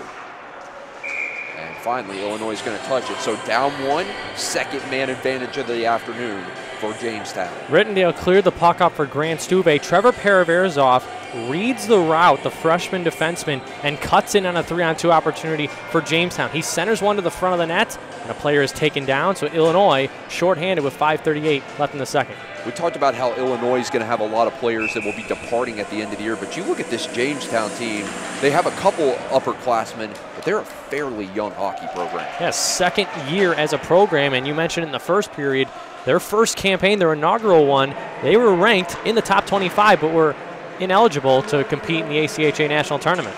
So McNeil tries to play his dunk down. Again, Jamestown, second year, as you mentioned, and they're already here at the national tournament and their first year of eligibility. And that's something you like to see when these programs start coming to ACHA Division I. More first team appearances, as this is the first one once again for Jamestown. As now it's going to be dumped into the zone by Chavez Leach. And now Opilka tries to play it out and does get it down the ice. So far, we've seen some strong penalty killing from the Fighting Illini. What does Jamestown need to do to try to set something up so they can get a little bit of a system working on their man advantage? They can't be a one-trick pony when it comes into their dump-ins. I think they're being too predictable as Okino sends one on the far side, and that's a way to spread out the Illini top PKers. And by top, I mean forwards, and now look what happens. As they have finally set something up, Todd will work it. Now it's up top. Quick shot down low was faked, looking in the slot. Quick shot on, thrown wide of the net, and a rebound opportunities. Good chances from Todd and McElroy Scott, and it's going to be cleared down the ice for Illinois. Heflin was turned around on that last one, Sam. There was a gaping cage for a good 2-3 seconds, but too many bodies in front. As we've seen an opportunity finally to set something up. Once they stretched the ice, as you were talking about, they were able to get a system running as a quick shot on from Chavez Leach is going to go back to the point. Now an opportunity for McGing to pick up the puck, and he will just send it down the ice. 15 seconds remains on the man advantage, and once again, Illinois staying strong as Esterling tries to get it, and he forces a turnover for McGing. Now it's a little bit of a shorthanded pressure to kill off the remaining time as Esterling is knocked down, and one last rush here from Jamestown. Now looking for the slot, and was looking for Opilka out in front, but that'll do it. Back to even strength are the Fighting Illini. Jamestown trying to hold it in. Aquino knocked down. It's flipped high into the air, was looking for a stretch for Quinn. Off the pass from number 5, Joey Caprio. Now Todd picks up the puck down low. Trying to stretch it. Nice pass to McNeil, and here comes McNeil on a breakaway. McNeil back in, he scores! Jeremy McNeil makes it 1-1. And it's one play that can make the difference, a stretch pass. As McNeil got the pass from number 15, Cameron Todd, and Jamestown has tied it up. That's that change from the bench, Jamestown. Jeremy McNeil cuts right from the neutral zone, past Tyler Opilka. It's right on the money. Goes fake, forehand, backhand, and slides it past Heflin. Exactly what Jamestown needed, and it's a 1-1 game. 3:08 remaining in the second, tied at 1. As Alan Pruss now skates into the offensive zone, throws a quick shot on, just wide of the net. Now Nolan will pick it up. It's knocked down though by McNeil, who will send it into the corner. As now Rittendale cycles it for Nolan. He's hit hard by Pruss. Nolan able to get it, deflected off a stick of Crookshank, and almost recovering was Kellner. Now it's coming the other way. Harris into the offensive zone. Quick shot thrown just wide of the net. Coming in is Paraverzov. He pitches down low. Working out in front was McKechnie. Now it's turned over, and here comes Illinois the other way. Skating into the offensive zone, the defenseman Rittendale plays it over for Kellner. Rittendale cycles it low. Paraverzov trying to intercept. It's cleared out of the zone. As it'll be first one to pick up the puck is Caprio. However, it's picked off down low. Looking for Harris out front in the slot, but a great recovery though from Opilka, and he's going to intercept the pass and clear it out to Quinn, and it'll be dumped down, and here comes Opilka. Now settled by Brower. He's pressured by Opilka, forcing a turnover, coming to the slot. Quinn tees a shot up. Brower able to make the save. Big rebound, backhanded, still up in the air, as it was Salk working it down low. He's bodied hard in the corner. No call here from the officials, so Jamestown will play on. Richter gets it and sends it down. But some aggressive play from Illinois as Salk is slow to get to the bench. Yeah, Salk was dumped there away from the puck in the corner. Jamestown hasn't taken a penalty all game, but it may hurt Illinois more if Charlie Salk has his role reduced. And here comes Jamestown though once more, looking for an opportunity. Quick shot, big rebound off the pads from Heflin. And they're able to clear it down as Brower will settle it. And it seems like Jamestown, after they got that one goal, now the momentum seems to be in their favor. And Mark Candotti may have saved a goal on that last 2-on-1 chance. A big play from Candotti, but cutting to the middle is Browning. Quick shot on, and a great save from Heflin once more as he followed the shot from number 11, Dylan Haney. 1 minute remaining exactly here in the second period. We're tied at 1. Oh, Jamestown looks like the number 5 seed in this matchup. But they're number 12 in Illinois, ranked number 5, one of the highest seeds that they've been in the past 5 years. But Jamestown trying to play spoiler here in this second period. This face-off is pivotal at the end of the second period. And we said it once and we'll say it again. Rankings do not matter in these games. It's the national tournament. Everybody's a favorite when they come in. Esterning trying to play it back door as he was looking for number 13, James McGing. And now it's going to be a rush the other way as a bouncing puck as Pruss is looking for his man coming down the slot. It'll be covered up once again by David Heflin. I think Illinois was a little bit too comfortable with that 1-goal lead. Acted as if it was a 2 or 3 goal lead. They had some risks in terms of defensemen jumping up in the play or a third forward, and it's been 5 or 6 odd man rushes for Jamestown in this second period alone. So Okino tries to hold it in Will, looking for Buckley in the slot as Alan Pruss tried to cut around. It'll be cleared out by Illinois, actually settled at the blue line, and Jamestown will recover. And now it's picked up by the captain, Rittendale. Now Nolan stretches it over for McGing just behind him. 20 seconds remaining in the period. Jamestown, Harris trying to stretch it, intercepted by Nolan. Nolan plays it over for Esterling, and he's just offsides. So 12 seconds left in the second period. Illinois, you see Rittendale and Nolan, hands on their knees. They are gassed, and they've been caught several times throughout this second period. Jamestown utilizing the long change. They've been the much faster team.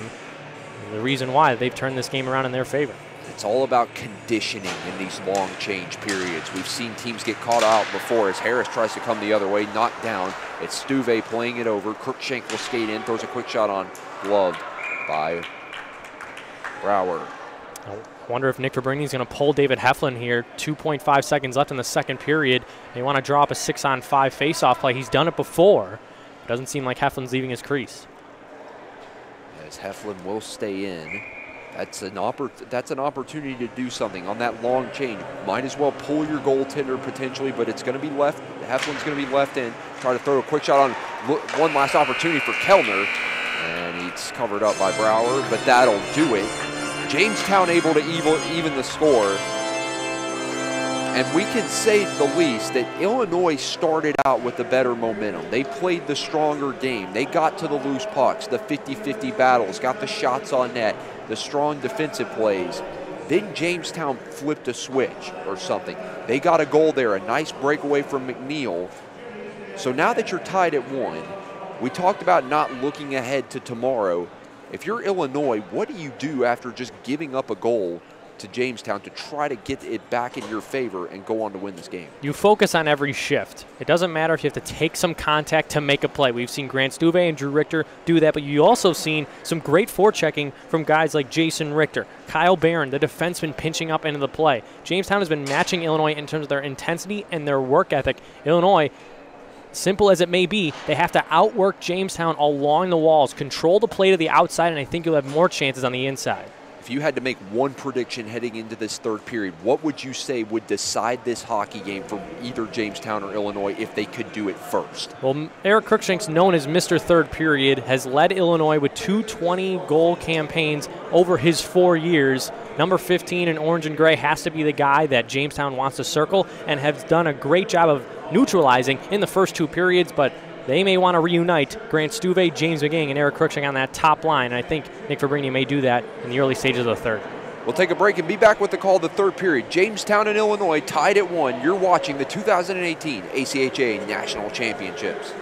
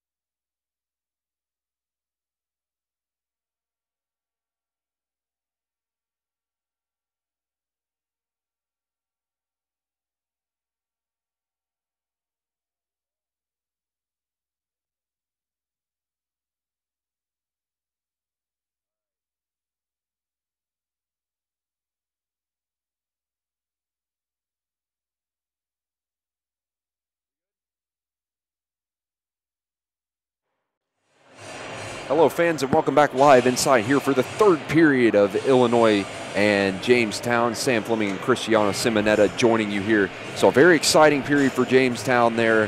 Now we get to the most important period. Third period of play, tied at 1.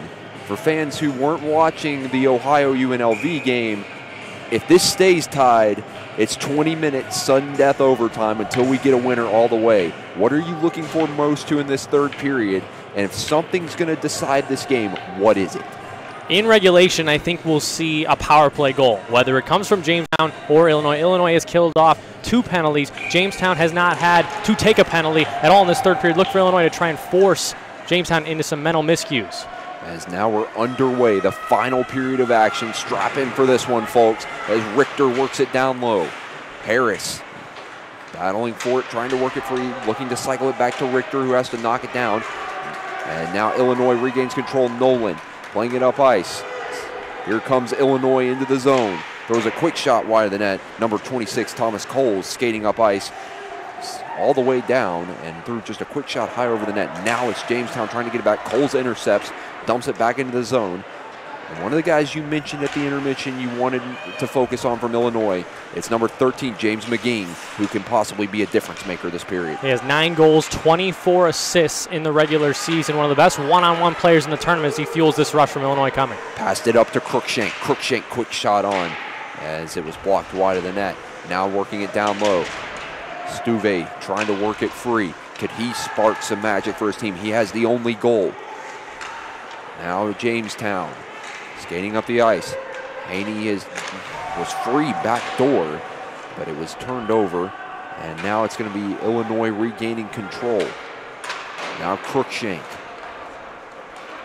Up the walls, it's Caprio. Caprio dumped it in. Now held up, Crookshank able to hold it in the zone. Now Jamestown clearing it out. It's number 8, Jeremy McNeil, possibly a difference maker on the Jamestown side. He has the only goal. A lot of speed for him, able to get around and behind the defenders. As Illinois throws one wide of the net, working it deep.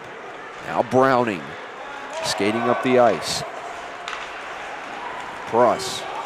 Here comes Pruss, throws a quick shot over, and that's that Pruss-to-Pruss combination.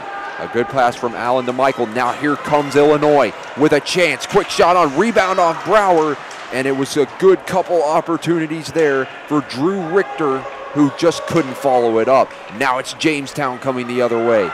As Pruss skates wide, quick shot on, saved once again by Heflin, and a player knocked down in the corner, and Jamestown is going to get the man advantage on a tripping call. Yeah, Jack Graham takes that penalty, so first year with the Division I team, played 2 years at Division II, so the junior heads to the sin bin, 2:22 into the third period. I mentioned this game could come down to special teams, and Illinois has a big PK upcoming. And watch Jamestown. We mentioned they hadn't usually been able to get something set up on their man advantages. That's a credit to Illinois' penalty kill. But late in that period, once you said they stretched the ice and something got set up, as it looks like Jamestown with a good opportunity to possibly take the advantage. They've only trailed in this game, finally tied it up late in the second. And now Illinois, whose penalty kill's been strong, they're going to have to be solid once more. A slight delay as they're trying to figure out how to put up the 2 minutes. There it is, up on the scoreboard. But what I want to look for on this Illinois penalty kill, the face-offs. If they can control it, they can throw Jamestown's cycle in a whirl. As now Barron's going to get it at the point. Jamestown setting something up, looking through the middle, and it's going to come down for number 14, Phoenix McElroy Scott. He works it down low, but Illinois able to clear it down ice to start the kill. Settled by Brower, he plays it to Barron. Barron now will skate from behind his net. Over to Todd. Todd dumps it in. Heflin settles it for Nolan, and Nolan's just able to get it down the ice. 4 clears for Joe Nolan on Jamestown's 3 power plays so far. And Nolan, as you mentioned, a freshman, and has already came in with a big leadership role for this team. And a good dump, a good play by him just to get the puck down the ice. Nothing fancy, just sending it down. But it's allowed Jamestown to reset as they come into the zone. McNeil was coming back door, and Nolan once again with a big defensive play. Now wrapping around out in front, was looking for Harris. Harris settles it for Barron. Barron plays it over for McNeil. McNeil throws it over. Down low. As it'll be attempted to be clear. Barron holds it in. Now a shorthanded breakaway. Here comes Crookshank in for Illinois. Crookshank shot. He scores! Eric Crookshank, short-handed. It's 2-1 Illinois. We call him Mr. Third Period for a reason. Wins a battle along the blue line, and he goes low blocker side on Brower. His patented shootout move. 2-1 Illinois. 2:37 into the third. And what a play by Crookshank. He blocked that shot, forced a turnover, and he was gone. Put it low blocker side on Brower, and those shorthanded goals can be a dagger at times. Now Illinois with a little bit of an advantage. Doesn't matter though, 45 seconds of power play time for Jamestown. Illinois can't be looking ahead, as we talked about, to the end of the third period. They still got 40 seconds to kill. And once Jamestown did give up that first goal, we saw them with a little bit of energy. Let's see how they can respond. Okino throws it over, quick shot high up, big rebound out in front, backhanded wide of the net as Richter tried to settle it. Now it's thrown in at the point. Todd was unable to settle it from Okino. Now he has to regroup with 16 seconds remaining. Richter over the blue line. Time winding down. Todd plays it over for Okino. Quick shot, redirected out in front, still looking for it. Richter tries to spin off, thrown out in front from McElroy Scott, and it's just deflected wide, and that's going to do it. We're back to 5-on-5. So Illinois not only kills off the man advantage, they get a shorthanded goal and regain the lead. Now Todd falls down. Forfar comes the other way. It's just out of his reach. And it looks like there's going to be a too many men call here against Illinois. I think the puck may have been played with a high stick too, but yeah, no, I think you were right on this initial call. Maybe 6 men on the ice here. The officials didn't exactly give a clear determination of what it was. I talked about mental miscues for Jamestown. Now we may see one for Illinois with a 2-1 lead after they just killed off a power play. And going to serve the penalty is Joe Moskaluk. And after they get a shorthanded goal, as you mentioned, and they kill it off, now they're right back on the penalty kill. So Jamestown, again, another man advantage. We haven't seen them in the box at all this afternoon.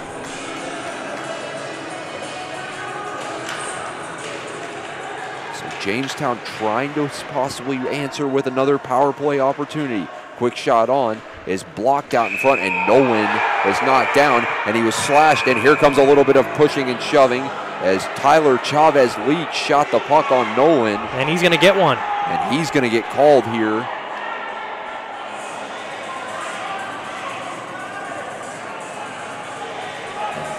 And if you're Cole Bell, the head coach of the Jimmies, you see one of your leading scorers 9 seconds into a power play in the offensive zone, an undisciplined play from number 32. As Chavez Leach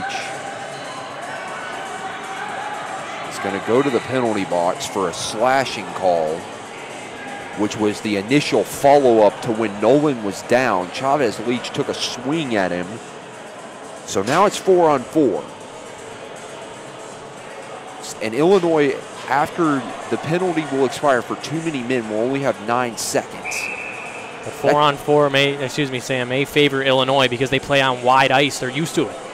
And 4-on-4, that's a good opportunity to stretch the ice, as you mentioned, but we'll see what they can do as a quick shot on deflected. But as you mentioned, wider ice, when you play on that all the time, that will play into some favor here for Illinois. And McGing and Ernsting, 13 and 24 respectively, have generated 5 4-on-4 goals in the regular season. Jason Richter, though, a guy to watch for Jamestown. He is a heck of a wrist shot. As Richter, one of the players that's been a factor in this game. He doesn't have a goal, but he has created some good opportunities for the Jimmies. Now Todd skates up the ice into the offensive zone, leaves it from McKechnie. Now down low, Illinois able to pick up the puck. Skating up ice, it's Nolan.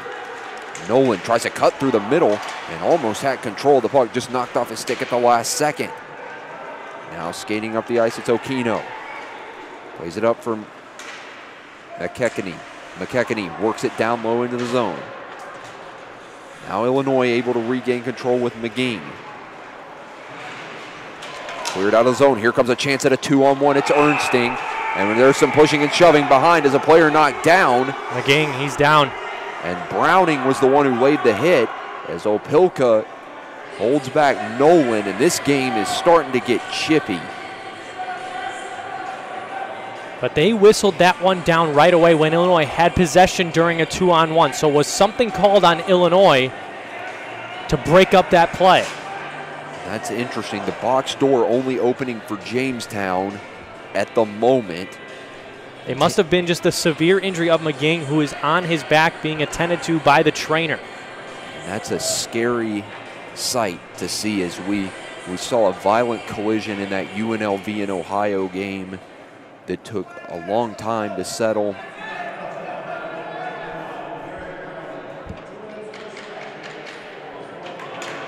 So Browning got a 2 for slashing is what we heard over the PA.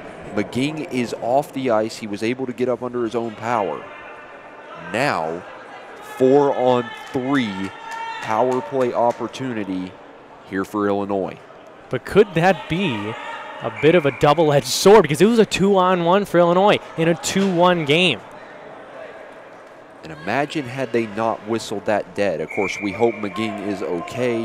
You never like to see injuries on any team. But if he would have been able to get up and they go the other way, there's a chance at another 2-on-1 odd man rush goal for Illinois. But another undisciplined play from Jamestown. It was away from the play. Once again, it was a play that could have been avoided from the Jimmies. Nonetheless, 4-on-3. It's Crookshank to take the draw, the most recent goal scorer short-handed for Illinois. And now a 4-on-3 man advantage. A lot of ice here as Crookshank works it back to Nolan. Nolan settles it, looking for Ernsting. It will come down low for number 44, Luke Forfar. He plays it up for Ernsting. Now over to Nolan. Nolan, shot blocked by Richter, and that's a great block from Richter. Now he's going to get in a foot race with Nolan to try to get it, and Nolan whiffed on it, but luckily Ernsting there to cover. And Ernsting gets it, player falls down, trips up a bit, and Ernsting able to play it back to Nolan. We've seen a lot of these players start to slip entering the zone as now Crookshank plays it to Nolan. Crookshank fakes the shot back to Nolan. Nolan shot saved by Brower, but right there, that's 2 examples of the ice we've talked about as they enter just outside the neutral zone and over into the offensive or defensive zones. Players have been slipping up a bit. I didn't think that Richter realized he had blocked the shot and went north towards Heflin because he was a little late in that 1-on-1 race, but the fact that Joe Nolan, 6'4", 220 pounds, outraces Jason Richter on that play, just another asset to the freshman's game. There's a reason why he was voted CSCHL Rookie of the Year. As Richter wins the draw looking for McGee, over to Opelka. Opelka plays it back to McGee. McGee, looking out in front, was trying to feed number 19, David Kellner, out in front. And we got 2 seconds remaining, and now a bit of a 5-on-3 and then a majority 5-on-4 chance here for Illinois. Skating up the ice. Opelka, 1 player out of the box for Jamestown, 50 seconds of a 5-on-4 man advantage. Now it's Kolaz. Quick shot, he rips that one high over the net. Still held in though by number 13, James McGee. He plays it to Opelka. Down low for Kolaz, shot. And a rebound, the bouncing puck was lost momentarily by Brower, but Jamestown able to clear it to the corner, but McGee still holds it. Now, played up, Opelka, back to McGee, over to Kolaz. Kolaz walks in, shot, saved again by the blocker of Brower. Down low, Illinois working the pressure.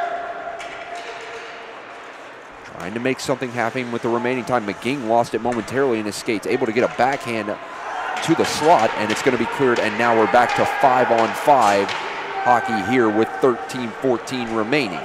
That's a huge kill for Jamestown. It would have been a 3-1 game if Illinois was able to capitalize. And here they come the other way, skating into the zone, number 7, Destin Robinson.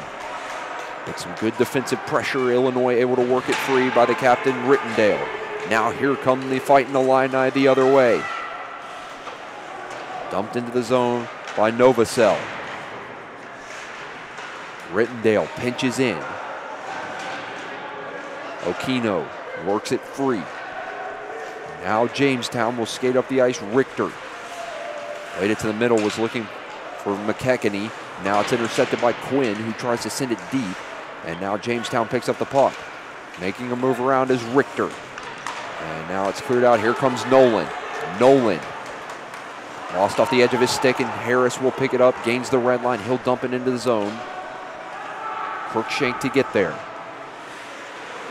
Settling the puck. Here comes Crookshank up the ice. Plays it through the middle. Crookshank gets it back. Here comes Crookshank. Quick shot. Saved by Brower. The senior's got to jump in his step here, Sam. 1 goal in his last 16 games played. You don't often see that from Eric Crookshank, but defenses have realized that he is Illinois' #1 pure goal scorer, and he's finding his spot here in the 3rd period of his first playoff game of the year. And a great touch pass from Salt to find Crookshank going up the boards and threw a quick shot on. Now a chance for Crookshank once again, trying to find his 2nd of the game, and now Jamestown will be able to clear it out. McNeil. How can the Jimmies find a spark? We'll see what they can do here late in this game. It's Alan Pruss. Skates it into the corner. Stuve down low, trying to work it free. Pruss able to get it up. It's cleared out of the zone. Now it's a foot race between Richter and Browning. Richter will get there, trying to cut back door, and Richter will work it down low. Richter cycles it for number 17, Joe Moskaluk, and now it's picked up and skated the other way. Jamestown. Moskaluk intercepts. Leaves it back for number 5, Joe Caprio. But it's turned over. Quick shot. And I think that one got the mask of the goaltender, Heflin. Now into the offensive zone. Forfar dumps it deep into the corner. Trying to settle it. Held in by Illinois. Working to the middle. Opelka tries to throw a quick shot on, and Forfar gets it. Forfar up top to Caprio. Throws a shot wide of the net. Todd will hold it. 10:48 remaining in the 3rd period. Illinois leads by 1.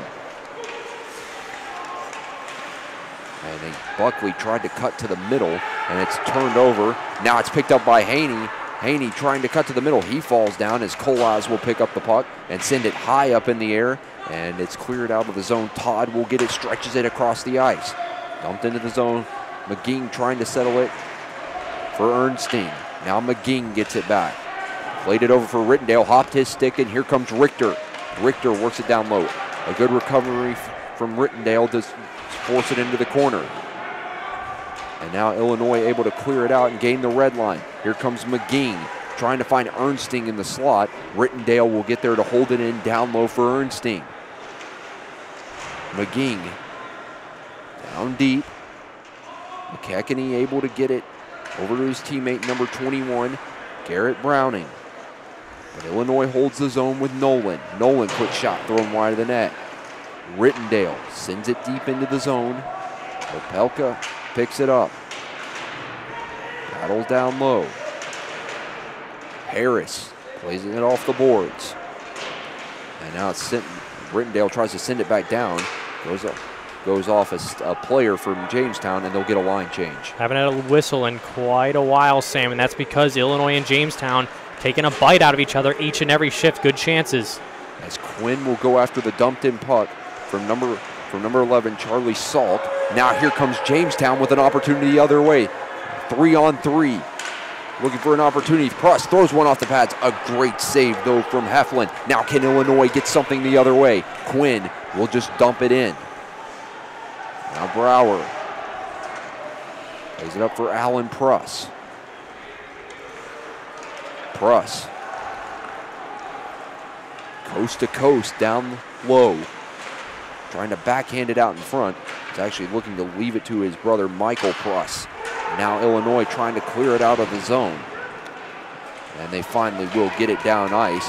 This one goes high up into the air and will be icing with 8:31 remaining in the 3rd. Mark Condati, the sophomore defenseman, has done an excellent job 2 or 3 times in this game when Heflin has allowed those pillows to deflect rebounds out into the juicy areas. It's been Mark Condati, 2 or 3 swipes, and he's been whacking it out of danger, and that's what I think Illinois has improved on. Their defensive core immensely throughout this season, as they were one of the worst defensive clubs in their division last year. As we've seen both teams really make smart defensive plays, not trying to be too fancy, just trying to get the puck out of the zone. Haney works it down low. Jamestown trying to generate something, cutting to the middle, and a quick shot for Buckley, who had those double posts once again in that first period, and he just missed an opportunity right there as Stuve will pick it up. Now here comes Illinois. Stuve plays it over. It's going to be dumped in wide of the net by number 11, Charlie Salk, who was hit hard. And now Jamestown will play it, skating up the ice. It's number 45, Trevor Paraverzov, now down low. Trying to throw it out in the slot, looking for a teammate. It'll be covered up by Heflin, and now we're going to have a little pushing and shoving after the whistle. And that was a hard crash to the net by Jamestown. And a good save by Heflin to make sure he covered that puck. Trevor Paraverzov, 2 points against Illinois this year. He had a similar goal on the exact play that he tried there. Tight angle shot. It deflected off of an Illinois player in front in January, ended up in the back of the net. That gave Jamestown some great insurance. 7:44 left in the third. We'll take a media timeout. Again, Illinois leading 2-1. You'll want to come back for this one. You're watching the ACHA National Championships. The 2018 ACHA National Championships are brought to you by the Columbus Blue Jackets. For tickets and more, visit bluejackets.com. R-Bar, the official ACHA 2018 Nationals post-game hangout and best hockey bar in Columbus. And by the Greater Columbus Sports Commission. Columbus has no off-season. And we're back after that media timeout. The last one of this game, and this has been an entertaining one to say the least. It's come down to the wire here, 7:44 left, still plenty of time. But you got to look back. If this game comes down for Illinois as a win, that shorthanded goal from Crookshank will be the big mark that we will remember from this game. Illinois only had one shorthanded goal in the regular season. That came from Bobby Ernst against Iowa State in November. But the fact that they have been able to score a shorthanded goal not only in this year's postseason, 2 against UCO, Central Oklahoma, in their matchup in last year's postseason. I don't know what it is. Maybe they play better 4-on-5, Sam. Mentioning Central Oklahoma, you will want to stick here on this YouTube channel for the next game. Liberty and Central Oklahoma match up next. Make sure to tune in right here. That should be an entertaining game as well. Today's been a very closely contested game. Again, Iowa State narrowly defeated by Robert Morris, who won 3-2. And right now, we have a 1-goal game right here between Illinois and Jamestown, with a fight in the Illini up by 1. Jamestown working it deep, trying to find Richter out in front. Rebound shot from McKechnie is thrown just wide of the net. Now it's Harris down low. Harris works it up top. He throws it over. It's chipped in deep. Down low, it's Richter. Over to McKechnie. Cycles it back for Richter. McKechnie picks up Richter's cycle. Now it's thrown up top for Browning. Browning plays it over to Barron. Shot knocked down by the hand of Ernstine. And Illinois will get it to center as Browning, and it's picked off here, and here comes a chance for Illinois. McGing throws a shot just wide of the net. Now Crookshank will battle down low. Harris. Pruss comes off the bench. It's tipped into the zone as Caprio picks up the puck. Plays it over for number 22, Tyler Opilka. Chipped into the far corner. Todd tried to play it out of the zone. Intercepted by Crookshank. Crookshank looking to leave it for Kellner. Now it's Todd who plays it over to the far board to McNeil, sends it in. Well, Heflin will settle it behind the net. And now a high flip into the air. Kellner, it falls to his stick. As it's going to be picked up, though, by Olkino. And now it's coming the other way and dumped down by Jamestown. Time expiring, still a lot left here though, but 6 minutes remaining. You've got to think Jamestown's going to start throwing a lot of offensive zone pressure, trying to find a man out in front. Now here comes a chance for Illinois. As dragged down is number 44, Luke Forfar. And we don't see a hand up from the referees, so they'll play on. It's getting very aggressive here in the later stages. You see that Jamestown wants to come back and try to win this game bad, but Illinois is doing their best to hold on. And that was a close play from Luke Forfar. He almost had a 2-on-1 with John Moskalik, was taken down with an arm tackle. Nonetheless, it doesn't matter if it's called or not, the play still goes. And now here comes a chance for Illinois. It'll be dumped in, covered as Brower looked like he was going to cover up. He just sends it into the corner. As now it's going to be Haney who picks it up, trying to stretch it. Now it comes to the middle. Here's a chance for Jamestown, and a big save right there from the goaltender Heflin. And now a little shoving after the whistle out in front of the net.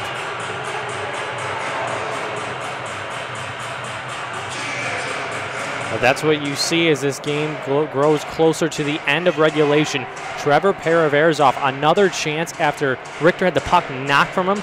Drew Richter, that is, to the low slot. It was almost a 2-on-0 for Jamestown, but the left-handed Paraverzov on his backhand didn't generate enough, and Heflin, a nice butterfly save. And Paraverzov, a defenseman, getting in the rush late into these games. Sometimes that's a risky move, but when you're in a tournament situation like this, you've got to throw all you have in these games. Defensive zone win for Illinois. They'll just send it high in the air and down the ice. It's a foot race between Quinn and Barron, and Quinn's going to beat him. Quinn cycles it over for Salk. Salk will pick it up. Throws it down low for Barron. Barron over to Parazarov. He will delay. Parazarov stretches it over. Now Hanley gets it off the pass from Chavez Leach. It's sent where Heflin will settle it. Now Illinois. Backhanded in by Kalaz. As Jamestown will try to send it out, though it's held in by Illinois. Todd works it down low with Okino. Now here comes McKechnie. McKechnie into the zone, throws a shot just wide of the net. We've seen Jamestown drive the slot really well, but we've seen a couple of those opportunities to go wide of the net. Another example right there from Okino. They're still throwing plenty of shots on. They just got to find a way to get them on net. Now McGing flips it high into the air, and Todd will settle it. Chipped on the wall for Harris. It's actually left for McGing, and a big hit, and this is going to be a call against Illinois, and they will touch the puck. And Jamestown, who took the two most recent penalties, now they're going back to the man advantage. 3:58 remaining, and it's the captain, Joe Rittendale, taking a seat in the box. 2 minutes for interference, as that puck was just along the neutral zone. It was up in the air. So for those type of plays, you have to be very careful as a defenseman, because you can't take the body if the puck isn't in play. And Rittendale canceled out his man. A rare blunder from the captain. 3:58 left in the third. And a 2-minute sequence here for Jamestown, 5-on-4. 5-on-4, and you've got to wonder, within this 2-minute sequence, could we see the goalie pulled? I personally wouldn't want to see that, because you have that 5-on-4 and there's so much time left, but you never know in playoff hockey. We did see that late in that game yesterday with Adrian, that Stony Brook did pull their goaltender to get it, but you're right, there's still a lot of time left. You have a 5-on-4, you're only down by 1 in this scenario, as Jamestown will skate up ice. Todd trying to backhand it, was looking for a man. It's intercepted, and then as Illinois will try to send it all the way down, but they were unable to. Now McKechnie cuts into the zone, spins off his man nicely, loses a glove in the process as Todd tries to get it, and it goes past him. He'll play it back to Barron, and Barron able to get the puck, plays it over for Richter. Richter flips it high into the air, and it'll be sent down the ice by Tyler Opilka. Jamestown settling it. Curling back is Barron. Plays it over for Todd. Todd lost control of the puck, and the pressure there from Forfar down low. Throws it over for McGing. McGing shot, he scores! 2 short-handed goals, and Illinois leads by 2. Luke Forfar, you have to give the credit all to him. He eluded 2 behind the cage of Tyson Brower and sent a no-look feed to the slot where James McGing was wide open, and he gets his second career ACHA National Championship playoff goal. And a timeout for Jamestown, and short-handed again. 1 in a game is impressive, but 2, you don't see that too often And talk about that penalty killing from Illinois. Relentless, and what's led to these 2 goals. And it was a lone forechecker in Luke Forfar, so you have 3 Jamestown Jimmies in their defensive zone with options. They try and be a little too loose with it, and Luke Forfar, a guy who missed the first semester of this season, came back, and he's only a sophomore. He had 20-plus points in his opening campaign, comes back in the second semester, 10 games played, 5 points, and now he sets up one of the biggest goals for Illinois in the tournament. Great play from Forfar to work that puck free down low, but 1:02 left for Jamestown on the man advantage. Still not out of it with 3 minutes. If you're Illinois, you've got to keep your composure and not look too far ahead. Because, yeah, it's 3 minutes left in the third period. We've seen 2 goals in 17 seconds in stages like the Stanley Cup Final, like in 2013 with the Chicago Blackhawks. No lead is safe until that clock reads quadruple zeros, and you still have over 60 seconds of power play time for Jamestown. This is going to be an entertaining last 3 minutes here. Jamestown will want to redeem themselves again. Their first national tournament appearance, only their 2nd year in Division I. Trying to prove that their ranking last season was not a fluke. They made it all the way here to be the number 12 team.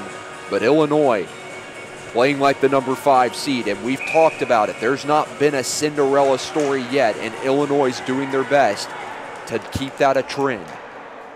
What can Jamestown do with this final 55 seconds on the man advantage and 2:50 in the game? Richter works it down low. Is it over for Buckley? Leaves it for Todd. Goaltender is pulled for Jamestown. Okino, quick shot on. Loose out in front, still scrambling from it. And Heflin's going to cover it up. But there we go. 2:36, 37 seconds left. 6-on-4 hockey. Yeah, now that you are down by 2, it totally changes Cole Bell's mythology here of trying to score with one more guy on the ice, rather. You need a 6-on-4 here to try and capitalize as quickly as possible so you can get another chance to pull the goalie again. McKechnie taking the draw against Quinn. McKechnie wins it back to Okino. Okino, one-time shot from Todd. Rick just wide of the net. Okino comes over to hold the blue line. It rolls out on him, so Todd will have to regroup. And it's Harris whose pass rolled off, and Quinn dumps it down. Now Todd picks it up. Skating up ice. Okino sends it into the corner. And an attempted clear by Heflin, turned over down low. He's able to get back to his crease. Todd, though, plays it over. Gets it back from Okino. One-time shot from Buckley is saved once again. Time has expired. They'll flip it high into the air. Todd will settle it. Picked up by Buckley. 1:50 remaining in the third period. As Todd flips it into the corner. Opelka. Down low. Cycles it up for Crookshank. He plays it high off the boards. Barron to settle it. Quinn trying to pressure him. And Quinn, he'll get the puck, just threw it to the slot. No one there, but some great pressure from number 7 as Stephen Quinn almost forced a turnover and an empty net goal. Now Jamestown, though, coming the other way with Harris. Throwing it out in front, deflected by Heflin. He deflected it into the net, tried to glove it. It was knocked out of his hands. Now Barron controls it. Jamestown running out of time. Still trying to move the puck. Quick shot on. Looking for Harris out in front. Down low, it's McNeil. McNeil plays it up top. Quick shot on from Browning. Loose out in front. Heflin able to deflect it into the corner. As now Ersting tries to clear it out. Barron, it gets between his legs. They'll have to regroup. Picked up in the middle. Ersting tries to reach out. It gets to McNeil. McNeil chips it into the corner. Down low. 37 seconds remains. Stuve trying to throw it off the glass. It hits the netting and out of play. Efforts like Stephen Quinn, Luke Forfar, and John Moskaluk, when there's one less guy out there for Illinois as a lone forechecker, it has made the difference in Jamestown attempting to set up their cycle. Jamestown, who scored on the power play against Illinois in their matchup in January, have not nearly as had the most opportunities when they have a 5-on-4 or now a 6-on-5. Illinois just continuing to be relentless. Down a man, the pressure is still there. They're going to drive hardest. We're going to get a call here and some pushing and shoving after the whistle. As McKechnie was there, and now Heflin's going to come over. And Crookshank This is just a product of when you're losing a game, the frustration begins to set in. And if you're Jamestown, 25 seconds left, it's very frustrating. And Crookshank will be skated over to the corner. And they'll take him behind the net. And now some words between the benches. But I don't think there's a need for that, Sam. There's no matter what fan you are, whether you're a Jimmy's fan or an Illini fan, it's a 3-1 game, 25 seconds left. It's been a solid game overall. A couple plays that have bended the line of officiating, but overall, two teams. We mentioned it in the second period. You don't have to like your opponent, but you have to respect them. And slashes after the whistle, slashes behind the play. Both teams have been guilty of it, and I think that needs to be eradicated, and the officials are doing their best to do so. Yeah, and the officials now talking with the players, and I believe Crookshank and McKeveny for their respective teams have both been told to go to the dressing room. So both of them are gone, McKechnie and Crookshank. And Crookshank, if it stands, would have the game-winning goal for Illinois. And we're going to see a line, we're going to see them finally get back to playing. That was an interesting sequence, to say the least, but as you said, no need for that. Just play the hockey game as it is. And I think it's going to be a 4-on-3 advantage right now, because they may have called incidentals, but they may have been two different penalties. Illinois may need some extra personnel, depending on what Andy Storrs had just called over the PA system. Now it looks like it's a 5-on-4 with the goaltender out for Jamestown. Browning tries to walk in a shot. It's a great block, and trying to battle for it is it's going to be cleared down. Koselak battled hard for it, and that's going to be flipped into the air. Koselak just throws a quick shot wide of the net, but it's not going to matter as Illinois travails, and the top seed, number 5, wins this one 3-1 over Jamestown. And who would have thought it would have been two shorthanded goals for Illinois in the third period to give them the edge to advance to play against hometown Ohio University tomorrow at 1:30. And that's going to be quite the matchup to see. Ohio won in overtime, a close battle with UNLV. Illinois wins a close one with Jamestown, a very exciting contest to say the least. These games today have been impressive so far. The first game with Robert Morris and Iowa State was very much fun to watch. This one was fun to call. I'd recommend staying for these next two, with Liberty and Central Oklahoma coming up next. And then tonight, the nightcap, Michigan, Dearborn, and Colorado. It was fun to call this one with you again, Cristiano. Big win for Illinois. They'll look forward to Ohio. Yeah, thanks for having me, Sam. It was a great time.